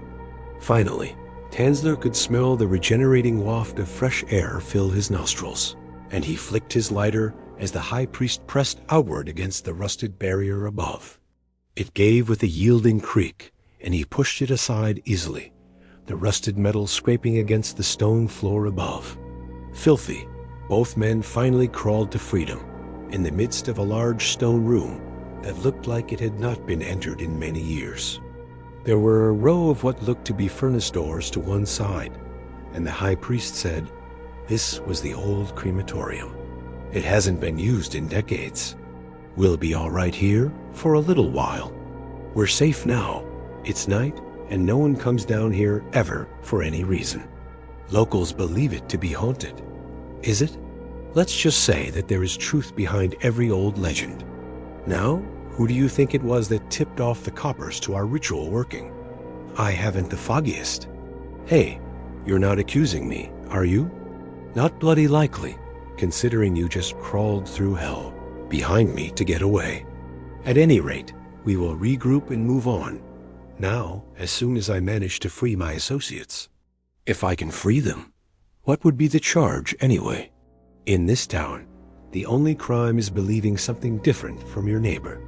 Apparently, we violated every more that they could conceive of, and now we are paying the penalty. They'll think of something to pin on us, but it won't matter. As soon as I can arrange for the bail, we'll be long gone. He sat down heavily upon the stone floor, and Tanzler, to his surprise, found himself doing the same. He felt more congenial. Now, he had hidden the car, and it looked as if he might get out of this little scrape with his reputation and legal record relatively intact. He could afford to be a bit more relaxed in his dealings with this strange character. Sir, if you don't mind me asking, what did you come looking for tonight? At the ritual? Did you come looking for the secrets that lie behind life and death? Are you interested in witchcraft and the old religion, in the dark worship of Shaitan, in the cycle of life and death and rebirth? Tanzler was glad to see he still had his stump of candle. He lit it and brought a small circle of light to bear upon the conversation. As exhausted as he was also fascinated by this strange little character. Who are you people? Where do you come from?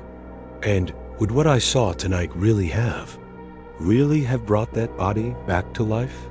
Tanzler noted, all of a sudden, that his companion was very young, perhaps mid-20s. Beyond the scar that covered half of one cheek, he had the look of a wizened street kid. He said, "I'm from gypsy stock. Our people hail from the old country. We've been chased out of village and town for as long as we can remember. If you think I'm going to let the yokels of Marion, Indiana, get the best of me, you've got another thing coming. I worship in the old way, the ancient gods and deities that the Christian world turned into demons when they took control. I don't care what you call it, but it is the primal, basic force of nature. Neither good nor evil, but both. Abraxas, darkness and light. I have, of course, adapted my magic in accordance with the dictates of my own indomitable will. What you saw tonight is not gypsy magic. It is my own working I devised with the help of my guardian spirits." He paused for a moment and then said, "I see that you're a man of indomitable will yourself." "That I am, lad, and I want to apologize for the way I acted back there, but I cannot afford to have any legal entanglements. I am a very prominent man in this town. I know who you are, Tanzler. Everyone does, except for maybe those Chicago thugs came up to get a peep at the girls. We had to let them come. They found out about us and wanted a piece of the action. What action we had that so appealed to them, I'm not entirely sure about, but they contacted us, and we were too afraid to deny them. It seemed harmless, but it might. It has been their presence in town that tipped off the police. Come to think of it, the criminal world has its own set of superstitions and strange beliefs. Maybe they thought you had some power that could protect them. At any rate, I want to apologize again. You seem different now than when I first saw you. A little less suspicious and threatening. It really is okay, Dr. Tanzler. I would have acted exactly the same if I were in your shoes. Self-preservation is the highest law in my own personal philosophy. But you still haven't explained how you came to be with us tonight." He didn't know where to begin, or how much to tell this weird kid in the dirty black robe. He finally decided that there was not much more that could pass between them that was not, in some way, incriminating. So he said, "I have, or rather had a lover. She died. Now I want her back. I want her to return to me. I want to speak with her again, to know her tender kisses, to hear her sing and laugh again. The medium Zemindar told me how to get in touch with you, although she never specifically told me why." At the mention of Madame Zemindar, the high priest reared back his head and actually laughed, his voice echoing off the vacant walls of the crematory chamber. "That old witch. Why, her powers have been waning for years. No wonder she sent you to us. She did good in that respect. I can help you with your problem. In answer to your query, yes, the body would have lived again, in a manner of speaking. Had we, of course, not been so rudely interrupted, then it is true. A necromancer can awaken the dead, bring them back? In a sense, yes. However, remember this, death changes everyone. Death is not simply the end of physical embodiment. It is the beginning of an entirely new incarnation. No one has ever lived that was not reborn at some level in that other world. And also, sometimes the spirit that occupies a body, well, let's just say, just because a soul re-enters a physical form to live again, does not mean that soul should live again or deserves to, or will be the same sort of spirit that left when the heart stopped beating and the body turned blue. Some might be reborn as Nosferatu, as vampires by your own standards. This is all a lot to digest. I know, but you came to us for help, did you not? I suppose I did at that. Tell me, How can I go about effecting this transformation and bringing my girl back to life again? Can I perform the ritual and bring the dead back from beyond? Anyone can do anything with a little patience and a lot of hard work.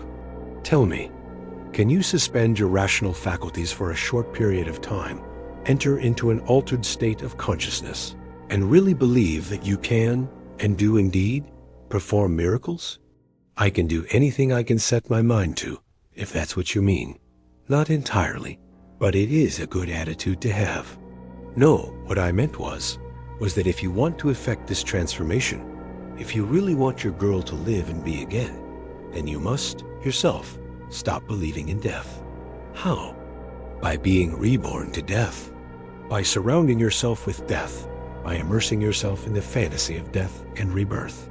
That's the key to the magic, you see. Fantasy. You must make her live again, in your mind and heart, and call forth the forces of death to return her, again, from the shores of that great ocean of beyond. Can you make her live again, even for a few moments? There must be no doubt in your mind. He thought for a moment. For the first time, he realized how incurably cold it was in here, and he wondered what time it was. It must, certainly, be well past midnight. Yes, I can do all of those things that you ask. What else? Precious little left, except some formalities that I will explain to you in a moment. First, let me tell you, what you propose to do is dangerous. Be careful what you wish for, Kanzler. I can tell you that the spirits themselves have marked you out for something special, unique, but that doesn't always translate into something necessarily good. Do you understand me? There was an uncomfortable moment of silence, and Tanzler said, "I'll take my chances." Good. That's all you needed to acknowledge. Now, when we leave here, we shall part ways and never see each other or speak with each other again. Never attempt to contact me, for if you do, I will never acknowledge ever having met you. Understand? Good. When you leave here, at approximately daybreak, you must take with you something, some memento from this graveyard. For instance, the dust from a baby's grave would be excellent. You may need many such things to accentuate the cone of energy you will need for this undertaking. And the high priest had not been lying. It was all very simple. Deceptively simple, as he was about to find out. It was daybreak before he made his way out of the mausoleum and down the winding hill into the graveyard. By that time, the high priest had already left, having stripped himself of his ceremonial hooded robe and revealed the regular slacks and shirt he had been wearing all the time underneath. He had instructed Tanzler to wait there for another hour, alone, and that would give him enough time to get gone. Presumably, he would go back to the empty house, claim what he could and proceed from there. Whatever he did, though, it was none of Tanzler's business. He knew, and his only concern at this point was getting home and getting back to Rose. He emerged into the daylight, looking like some foul revenant arisen from the grave, for his clothing was filthy and torn, and his general pallor looked like death warmed over. He would have to walk back to his car, not an inconsiderable distance, and if anyone saw him in this state, tongues would wag. They would probably say he had been out having himself a snootful, and let it go at that. Oh well, he thought, let the bastards talk. As long as they never find out any of my real secrets, I'll continue to do just fine. Along the way, he walked through the baby graves, stopping at a fresh one with a little metal marker. It was listed as unknown, August 12th, 1933. He stooped and picked up a little dirt from the freshly filled hole, wrapped it carefully in his handkerchief, and put it in his pocket along with his souvenir stub of a black candle. All in all, it was shaping up to be a remarkable day, and he was excited. It was also damn warm that day, unnaturally warm. He made it back to the car, started up the engine, sped past the house he had managed to escape from late last night, made it home, realized he was famished, and went immediately into the kitchen to gorge. Thankfully, it was Sunday, and Mrs. Cove wouldn't be over. He had the whole day to himself, to plot and plan and spend with Rose. As he cooked a portion of cold steak, he listened to some intense buzzing that seemed to be coming from upstairs. Damn, the smell was strong too. It was all this damnable warm weather they were having. Well, he thought, it was high time that he installed some sort of refrigeration system up there. He could tell folks he had asthma or whatnot, and needed the cool air to keep him from having an attack. Maybe he would start complaining of hay fever. He wolfed down his food and then settled back to have a smoke before cleaning up. He felt, surprisingly, sure of himself. He knew he hadn't been seen by any police, and his presence at the cult headquarters would never be traced. All the same, he would keep a careful eye on the papers as the story broke. If anyone tried to implicate him, which he thought unlikely, all things considered, he would handle it. It would simply be his word against theirs. Of course, they would be charged with corrupting the morals of a minor or some sort of petty criminal allegation. A good lawyer would get them off fairly easily if they weren't killed in the county jail first. But it was out of his hands and off of his back now, at any rate. Still, he couldn't help but shake the feeling that, tonight, he had spoken with a most remarkable young man. Most remarkable. And he found himself regretting his earlier brusque threats and physical violence toward the boy. It had been such a moment of panic, however. He put it behind him, went upstairs, stripped off his clothing, and ran his body under the water until it was free of dirt. He had a horror of using soap and would only tolerate it when absolutely necessary, and then proceeded down the hall, naked, to his bedroom. Before he opened the door, he already had a sense of the overpoweringly nauseating scent he was about to endure. He swung the door open, but even he was not prepared for the stench, for the swarm of flies that seemed to blanket the body of Rose, for the overpowering odor of death that seemed to permeate every corner of his bedroom.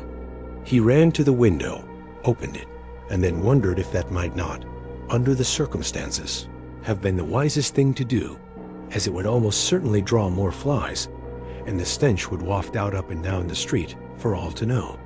He went over to the side of the bed and saw that the cover was moving. Feeling his stomach rise, he gingerly pulled back the sheets. He ran, feeling himself sickened for the first time since he had brought the body home. He vomited copiously in the toilet before finding the strength to go back into his room and do some badly needed pest control. The bedclothes were crawling with maggots. It had taken forever to drive away the vermin, but he had managed to kill the pests, cleanse the room of flies, wash his bedding, and hope like hell his mattress did not become infested, although he knew the chances it was were probably good. He had moved Rose into the back hallway, gingerly picking up the wasted form with tears in his eyes, and placing her in his workshop, beneath a sheet. It had taken exhausting hours, but strangely, he had not become tired again, although sleep now seemed like a distant memory. He worked diligently, building their love nest again from scratch, until the room, deceptively, seemed as sane a model of blandness as it had before this entire episode had started. He knew that there might soon be a colony of maggots burrowing deep into Rose, feasting off of her decaying flesh, and he meant to forestall any more decay as long as possible.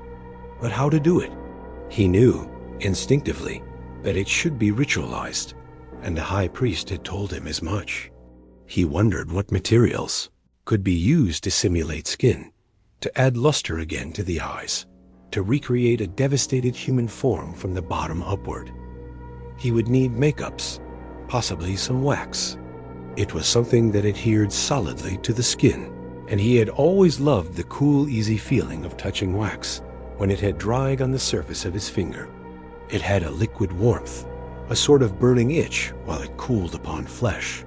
But how to keep the female form? He would figure it out in time. He was, after all, a very diligent, determined man. He had visited a craft supply store, which he was known to, frequent, had walked out with what seemed a massive block of candle wax. He could melt it piece by piece easily, and then used strips of his own silk bedding to restore the face to its former luster. He had put in a supply of ladies' makeups, and he had a number of photographs of Rose to guide him in his endeavor. And, what's more, he had the information that the high priest had given him, and he was sure that that was enough. He went home that day elated, making certain that he could operate undisturbed for the next few hours. In his bed, Rose lay in somnolent repose, her decay an assured phenomenon of nature. Her face had already began to resemble little more than that of a skeletal wretch. Her skin had taken a malodorous green pallor. The stench in his bedroom, he knew, was something not many people would relish, but it no longer disturbed him. He realized that he would have to move her back into the workshop if he was to avoid making a mess, and he gently picked up the crumbling skeleton, resolving that the bones should be easy enough to piece back together with piano wire. After all, he was a craftsman of the first water, if nothing else. He bent over her form, laid out on an old board placed between two sawhorses, delicately dipping the ripped pieces of his own silk sheets in melted wax, covering his own fingers in the stuff, and placing the hot, wet strips on the angular cheekbone of her shriveled face. There was whiteness again, a colored strip of it, blotting out the rot of her features, restoring an artificial semblance of life to the cadaver. It was grim work, he knew, but the more he did it, the more he became entranced by the transformation he was effecting. It was as if he was pioneering an entirely new art form, one beyond the rudiments of the embalmer and mortician. He was not simply restoring beauty of an image, he was restoring life itself. His hot, dripping fingers were awakening some intangible beauty that was beyond death and decay of the body. Soon, after the wax dried, and his greatest problem had been smoothing it into shape, he would apply the necessary makeup to bring out a fuller beauty. In time, even though the hair seemed to have maintained very well, he knew he might have to purchase a wig. It was a little matter to him, as his fingers went lovingly over his work, as an artist might sculpt beauty from the raw clay of the earth, so he would sculpt it from the rotten carcass of desiccation. In this, he stared into the true soul of poetry and art. It was not, especially, that he wanted to kill. The entire idea seemed to him insane, even monstrous. However, as much as he knew he would be putting himself in personal, permanent danger because of the act, he also knew it was the only way to satiate the never-ending appetite of Rose. His own blood, fresh from his veins, was no longer enough.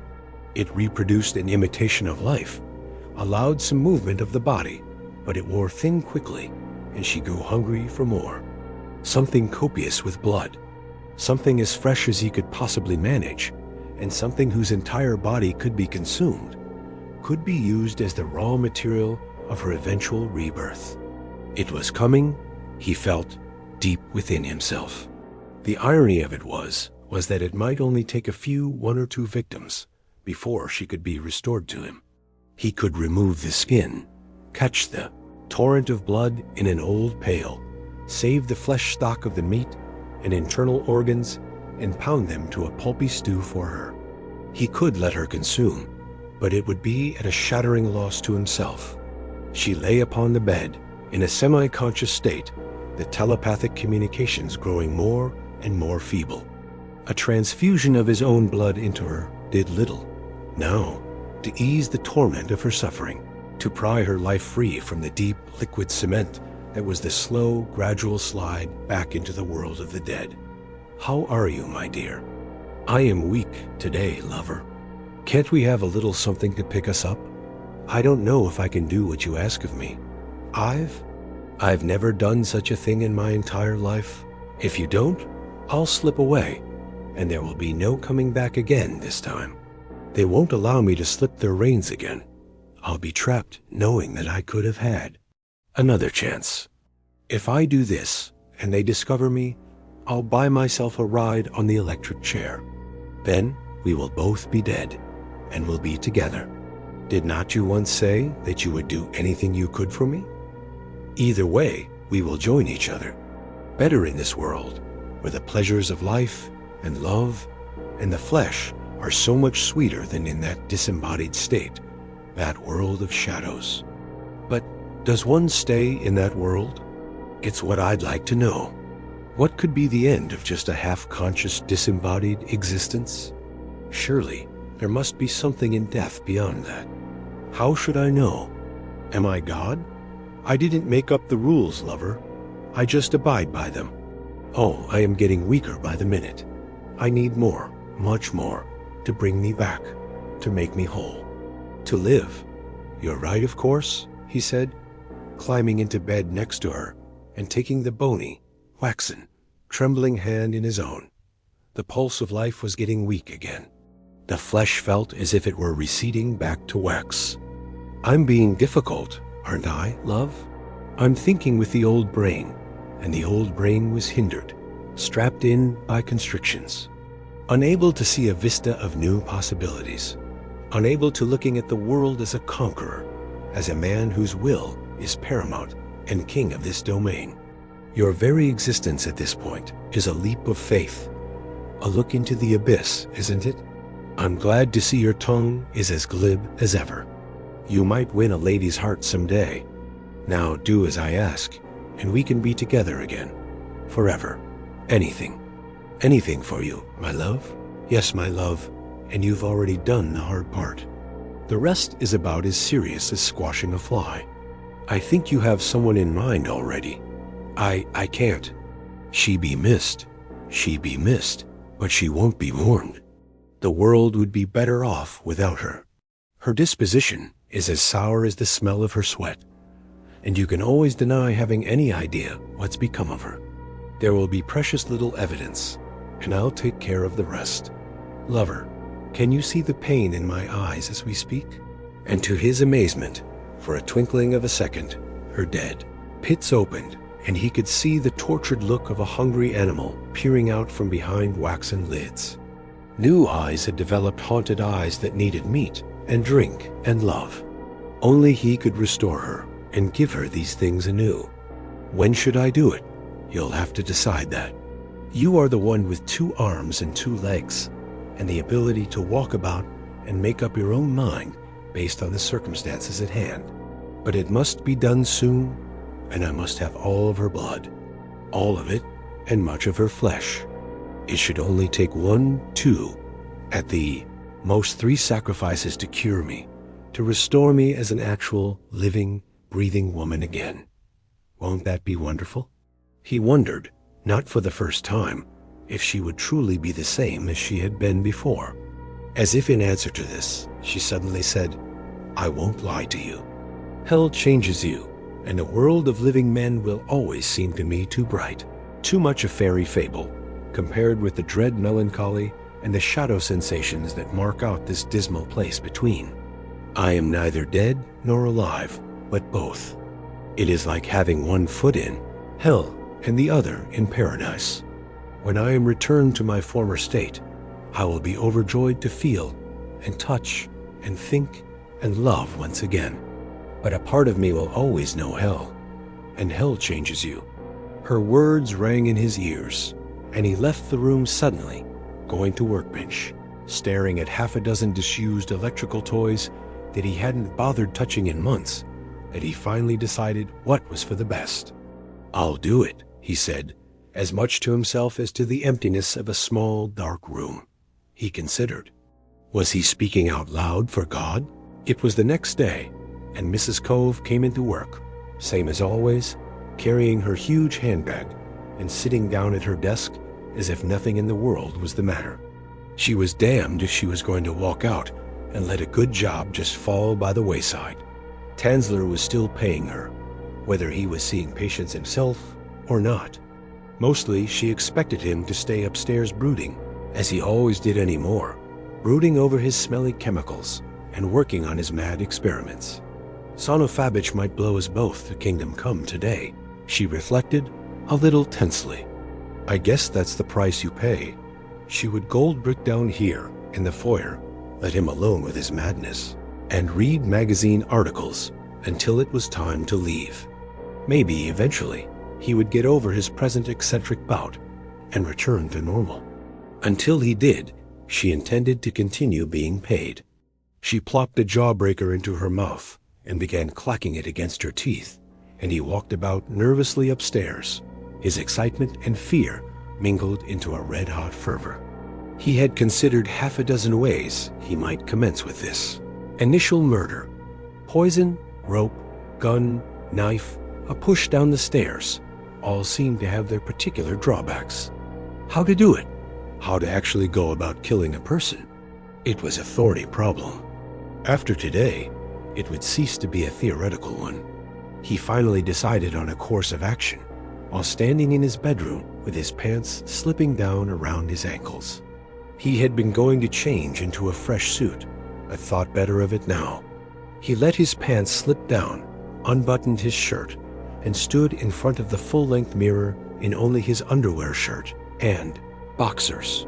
He slipped out of these and stood completely naked now, except for his socks, and then he reached down and pulled those off as well.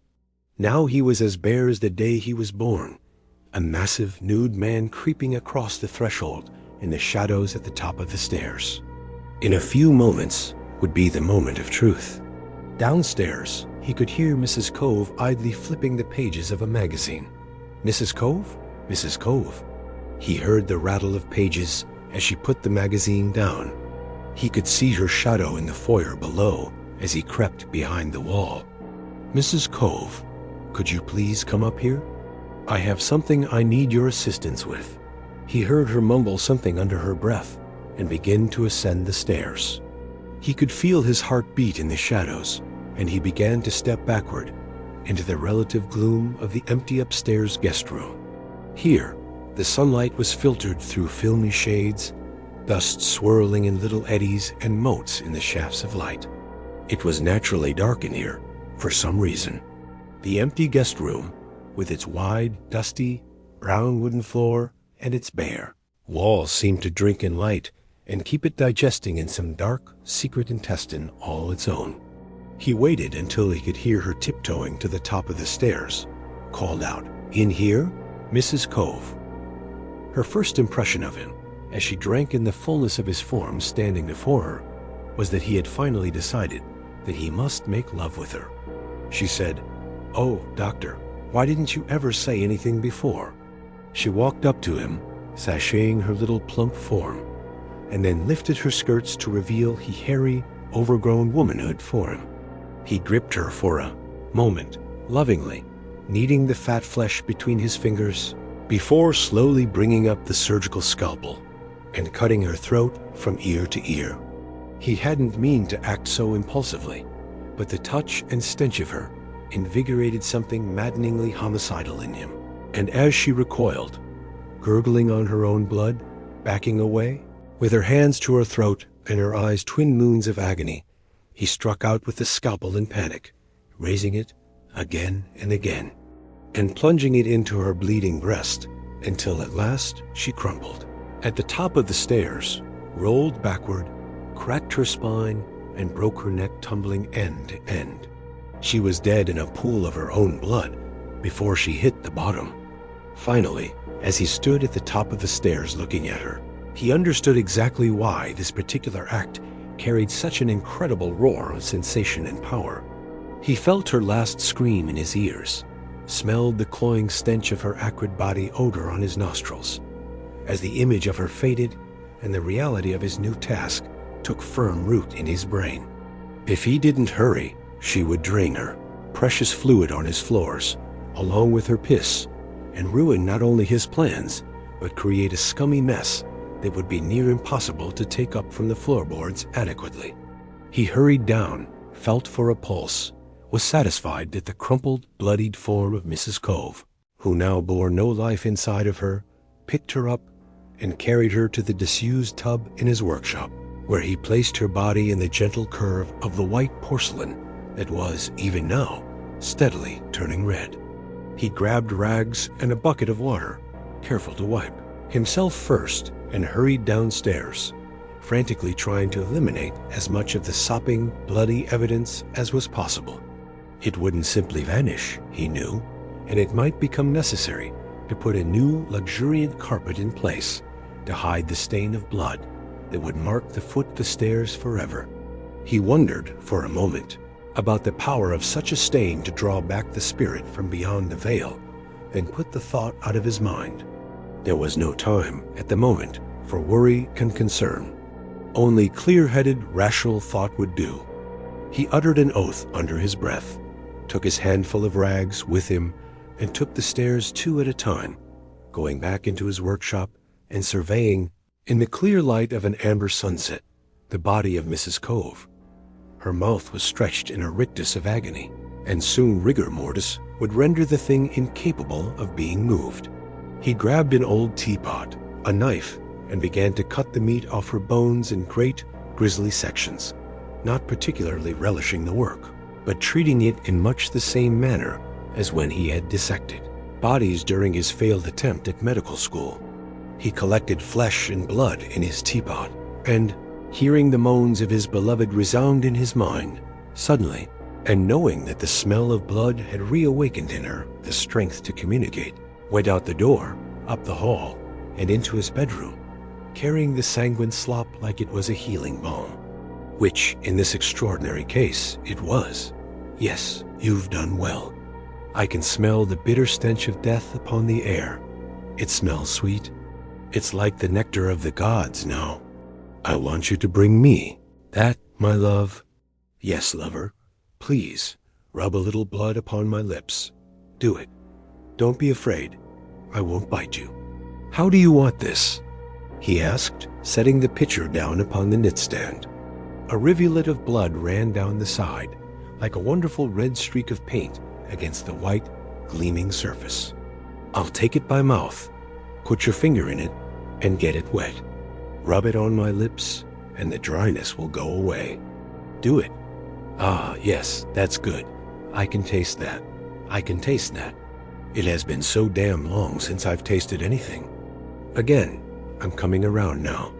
I can feel myself get stronger. My lips are growing full and moist. Kiss me. He bent over her, her dead mouth wet with Mira Cove's blood, and thrust his lips onto hers. In a few moments, he had inserted his tongue into the rotting mouth, felt the life begin to bloom there again, as the dry, withered tongue found his own.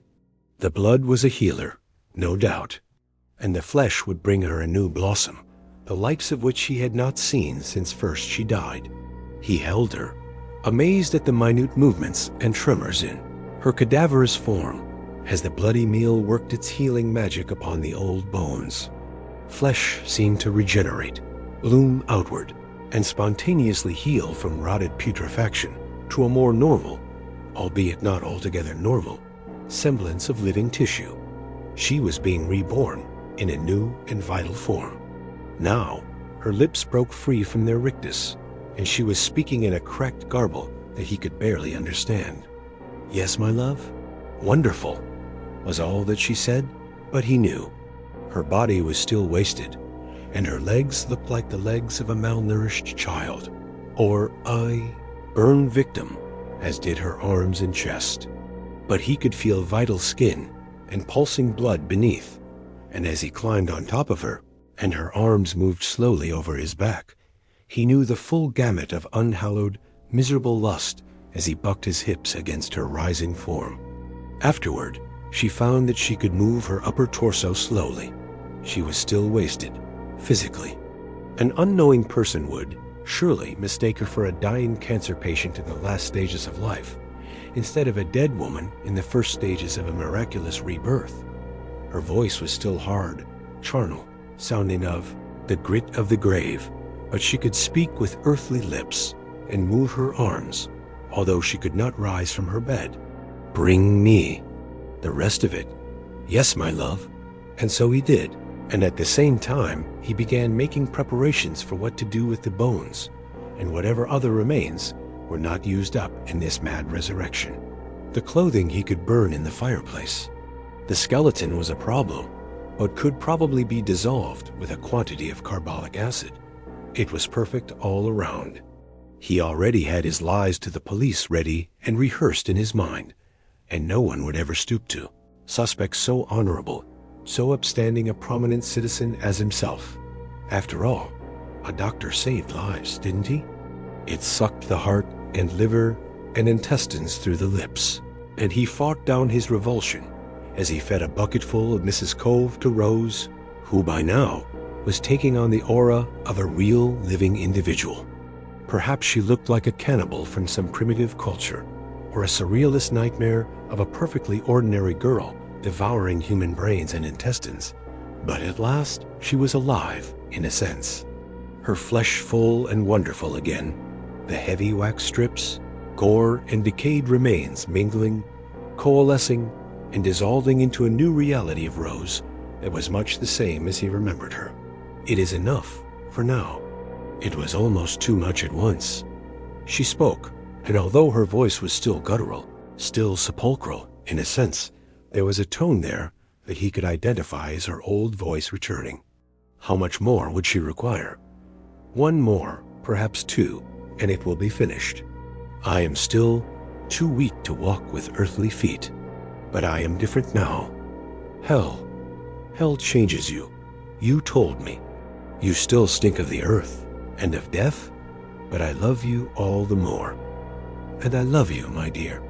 And I thank you from the bottom of my heart for all you have done to rescue me from that never-ending night. The bedding was a blood-splattered nightmare that would have to be burned. He carefully pulled it out from under her, weighted it into a bundle, and planned to burn it along with the clothing. Suddenly, Rose looked a little pensive. Her soul is still here, confused. I suspect she doesn't even realize that she is dead. Will she be a problem for us? Not in the least, although she may walk these corridors and rooms for quite some time to come. I suspect you may get a glimpse of her, now and again, hear a rude utterance, or catch the snivel from her discorporate lips. I think, all things considered, it's a trifling matter. I agree. Now I've waited for you to hear this. He sat at the Wurlitzer in the corner of the room, suddenly lit a candle, and turned out the electric lights. In truth, he was exhausted, and the excitement generated by this first murder and the resultant near-complete resurrection of darling Rose was enough to keep his fingers moving slowly, his head bowed over, the keys, while a blissful, sonorous music issued forth. It's lovely. What do you call it? He turned, said, I call it Rossable Believe. I wrote it especially for you, and now you are back with me, where you belong, and I'll never let you go again, my love. I am so sorry. I should have married you. Yes, but we aren't through yet. My legs are still frail, and my waist is icy and full of pain. One more, at the most two, and this will all be over. And then we can really be as one. He lay with her, as content as a babe, with the music straining an invisible melody in his ears, for all of the long, dark night. Part 7. And so, all the night tide, I lie down by the side of my darling, my life and my bride, in the sepulchre there by the sea, in her tomb by the sounding sea. Edgar Allan Poe. He had driven for hours that night, aware that this final foray into the world of murder and madness would have to be suitably bloody, would have to provide the necessary energy to bring the final work to fruition. It was in a seedy bar at the side of the road that he found his prospect. He had sauntered in casually, caught an eyeful of an older, shabbier woman sitting at the bar, one of her legs hiked up on the Isa metal pole that ran the length of the counter. She was maybe 45 years old, but looked a little older. A few teeth were missing, and the hair had already begun to turn gray. Her figure was good, though, if that had been what he had been interested in. It took a few minutes of idle chit-chat to get her alone at a table. She sat down, looking, for all the world, as tired and cynical as one would expect from a middle-aged prostitute in a seedy bar outside of a small town. She puffed on her cigarette distractedly, the music from the old Victrola in the corner going a long way to masking anything he was saying. He supposed it wasn't important. How much? She turned, considered him a moment, and then said, 25 for you. You sure as hell don't look like no working man. I'll make it worth every last dime, sugar. I want to go to a motel. Is that okay? You're in the driver's seat. I'm just along for the ride. Nice sense of humor you have there. What's your name again? Norma Zhao. Friends all call me Norm. Okay, Norm, let's boogie, as the young kids say. Is that what they say? Maybe some hoodlums in a Negro jazz.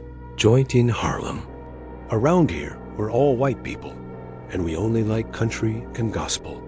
She got up, sashaying a bit for his benefit, lest he lose his nerve, but the effect came off as grotesque. There was no way for her to mask her boredom at the agreement that had just been made. $20, however, was still $20. He got in, and she slid in beside him, her eyes puffy and sleepy, and said, "There's a place just up the road a piece we can go. I take all my customers there. You do this a lot, huh?" "Mister, I do this for a living. I'm what you call a professional, in my particular field." She smiled, revealing a row of yellowed teeth, the front one being chipped. He drove till they came to the parking lot of an old motor court. At first, he wasn't even certain that the place was still in business. A neon sign in front was partly burned out. The M in the word motel was gone. The place looked nearly deserted, with only a car and truck, front to even mark that anyone was there. He parked, got out, followed her inside, and walked up to a large, oafish man that looked as if he had not bathed or shaved in several days.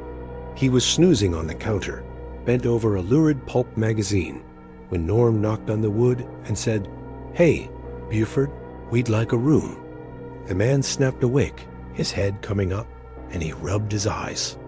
H said nothing, but with a knowing frown spreading across his unshaven features, he reached back, got the key from the board on the wall, and handing it to her, said, "That will be $8. $8? To stay in this dump? Hey, I know what you guys are up to, and although it ain't none of my business, it's damned illegal, and I could get raided and hauled off to jail for creating a public nuisance. So you got a little business you want to transact here. You gotta pay a little extra for the privilege." Tansler handed the man his money, and then took the key, walked back out, and went down the walk to the little lodge marked Room 14. He opened the door, disliked the musty, closed-in smell at once, and noted that the room looked like it hadn't been too recently cleaned. No matter. It would suit his purposes nicely. Norm jumped on the bed, bent over on her hands and knees, and hiked up her skirt. She wasn't wearing any underwear, and didn't smell like a rose either. He turned, said, "Not so fast. I have something I need to get out of my car. Just a minute." He strode out the door and out to the parking lot, was pleased to see Rose sitting in the back seat, waiting for him. He opened up the door, helped her out. The plan was coming along perfectly. He already had known, in advance, that this was where they would go. He had come here earlier with Rose, himself in disguise, and had rented an adjacent room. It had been obvious to him that this particular dive acted as a rendezvous spot for prostitutes and their clients. He was, as always, one step ahead of his prey. He led Rose from the car, back through the door, where Norm had stripped off her clothing and was laying in bed, her legs slightly parted and a bored expression on her face. At first she looked confused as the long silhouette of Rose first appeared in the door. Then she said, "Hey, that's going to cost you extra. I don't usually do couples." Rose lifted her veil, and Norm paled suddenly, shrinking back, physically at the waxen, half-dead image, as Rose walked toward her with her arms slightly extended, her fingers poised to take the haggard visage of Norm into her hands. "She's beautiful, Carl. She'll do wonderfully." Rose placed her hands on Norm's cheeks, and the woman screamed and jerked away. The fingers left little white bruises of cold down the side of her face. "I don't know what kind of thing you people had in mind, but I'm not up for it. I've got to go now." She began to hustle back into her clothing, moving away from them to the far wall as she did so. They were both, she realized, standing between her and the exit. Suddenly, Carl leaped forward, knocking Rose off balance and sending her sprawling to the floor as he grabbed Norm in his powerful hands. She let out one hideous shrill scream before he got his hand over her mouth, bending her over and slamming her to the floor. He then pounced on top of her, retrieved the scalpel from his coat pocket, and sliced her throat from ear to ear. Blood pooled out beneath him on the floor, and Rose began to inch forward, her tongue extended as the body continued to thrash, and finally succumbed in a fit of gurgling to an awesome wave of blackness. She devoured the remains of Norm in an animalistic fashion, lying on the floor with her face buried deeply in the wound. Tanzler was standing in the corner of the room, breathing heavily. He half expected someone, presumably Buford, to come running at that last scream. Of course, chances were he expected screams, moans, and many strange sounds, considering he knew, ostensibly, what profession Norm was involved in when she checked in. The blood and grue was thick on the floor, and he realized quickly that he had better, at least, make some sort of effort to clean it up. The remains could be carted out in garbage sacks. Rose, I need to move her. Rose lifted her blood-splattered lips and looked at him, a feral look in her entranced eyes. For a moment, he feared that she might attack him in her rage and lust, for she had already grown stronger than she had been since she had been brought back to him. She raised herself slowly, got to her feet, looked as if the energy pulsing through her veins was sufficient to keep her alive forever, and motioned for him to go ahead and move the cadaver. He picked up the body of Norm, walked into the bathroom, and dropped the body into the tub. He then told her to take off her clothing and put on Norm's castabout clothing and to put her veil back on her face. "Do you feel up to going to the car and getting my bag?"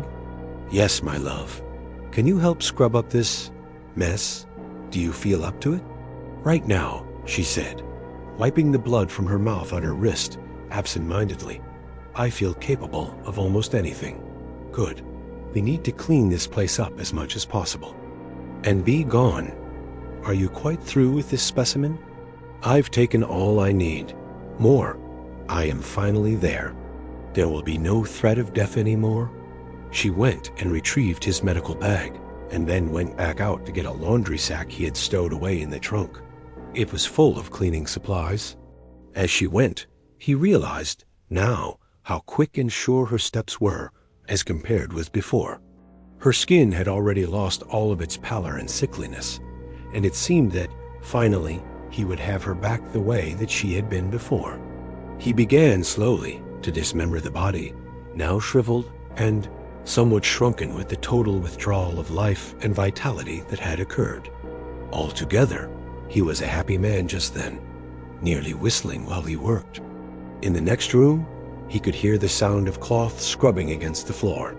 He had got up from his work momentarily, wiping his sweating brow, and went into the next room, where Rose was fairly dirty in watery blood. He touched her shoulder, excited at the fullness and warmth of it, and had her rise and look at him. Her mouth was still wet, seeping really, the sanguine fluid that was her healing balm. "You are so beautiful right now. Kiss me." He drew her close to him, at last feeling the old warmth. The salty, metallic taste of blood filled his mouth, and he let his fingers caress her hair, grown full and vital and black as midnight again. "I love you, Carl. I love you too, Rossable. Believe me. I love you more than life itself, more than death ever could. Death and hell itself could not keep you from me, could it? It was only your passion and dedication that brought me back." It was only several moments more before he had undressed her again, and they were lying in a mad, passionate embrace on the slick of Norm's blood that still tainted the floor. He knew that he would have to burn all of their clothing later, but at this point, the beast had awakened in him, and her dead flesh was supple and warm to him, and her mouth became a yielding softness that smelled of blood and life and lust. And thus it would be, as far as he knew, forever. Before daybreak that morning, he had placed the 2 large sacks back in the trunk, had driven the car to the door of the motel office, and had left Rose in the car, in full view of the desk and still wearing Norm's cheap flower-patterned dress. "Long night, huh, pal?" The sleeping Buford had arisen, wiped his eyes, leered at him, and then taken back the key to the room. Yes, it certainly was. Now, I have to get this fine young lady back home. "A good day to you, sir." Buford looked out the glass door at the car, a few half-hearted fantasies flitting around in his perverted brain, and then settled back into his chair to wait, presumably for his replacement. Tansler had cleaned and wiped surfaces for hours, making sure that everything was as tidy as possible. The bloodstains, he knew, would be overlooked in a dump like this. He had gotten a good deal of it up, anyway, and whatever remained would be dismissed with a shrug. There was no evidence that a crime had even been committed, and he had left with a woman dressed in exactly the same clothing as the one he had arrived with, hours before. Altogether, it was perfect. The ride back to his house was like the beginning of a romantic fairy tale, the reunion of 2 lovers after a long and cruel separation. Now, Rose was complete again. Now she was fully a woman. He stopped the car in front of the house, got out, went to the passenger door, opened it, put out his arms, and extolled her to climb aboard. "You're silly. I can walk on my own now. I won't miss the chance to carry you over the threshold." She sounded a bit more stern. "I want to walk on my own. I have legs now that will function entirely normally. You can't care for me as if I was an invalid forever."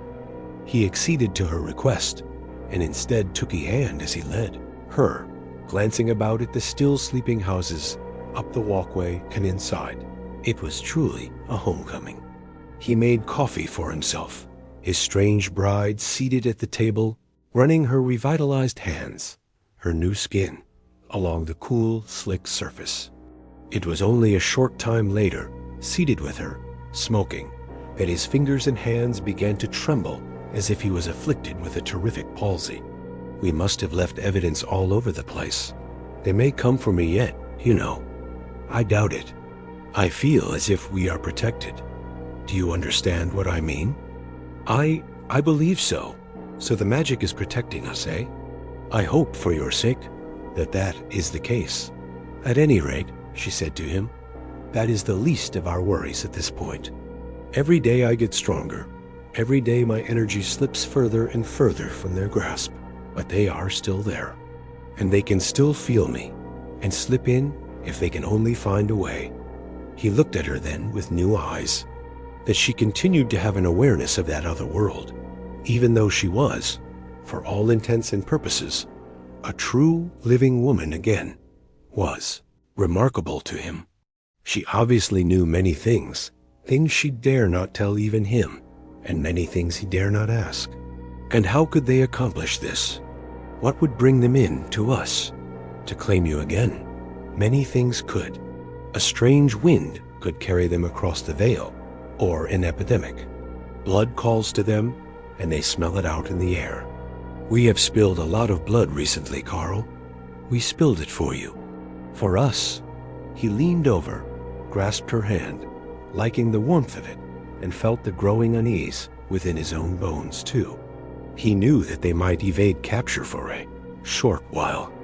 Eventually, though, the dead would return to them, cling them, as surely as snow followed predictably at the change of the seasons from warmth to ice.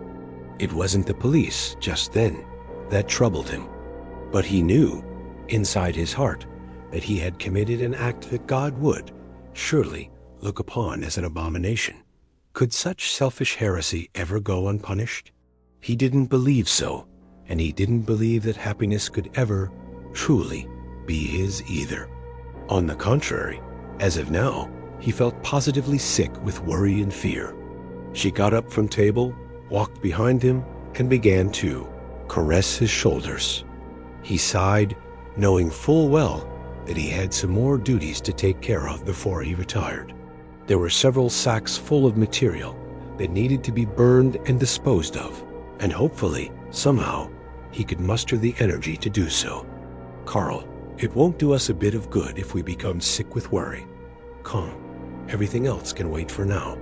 Let's listen to the Victrola for a few little while and forget our troubles, okay? He rose, looked deeply into her eyes, and then walked with her, arm in arm, into the living room. It was dim to dark, but he found one of his favorite records and wound the player, setting the needle on the scratched surface, and suddenly finding himself transported by the music to a new place where love reigned supreme over all.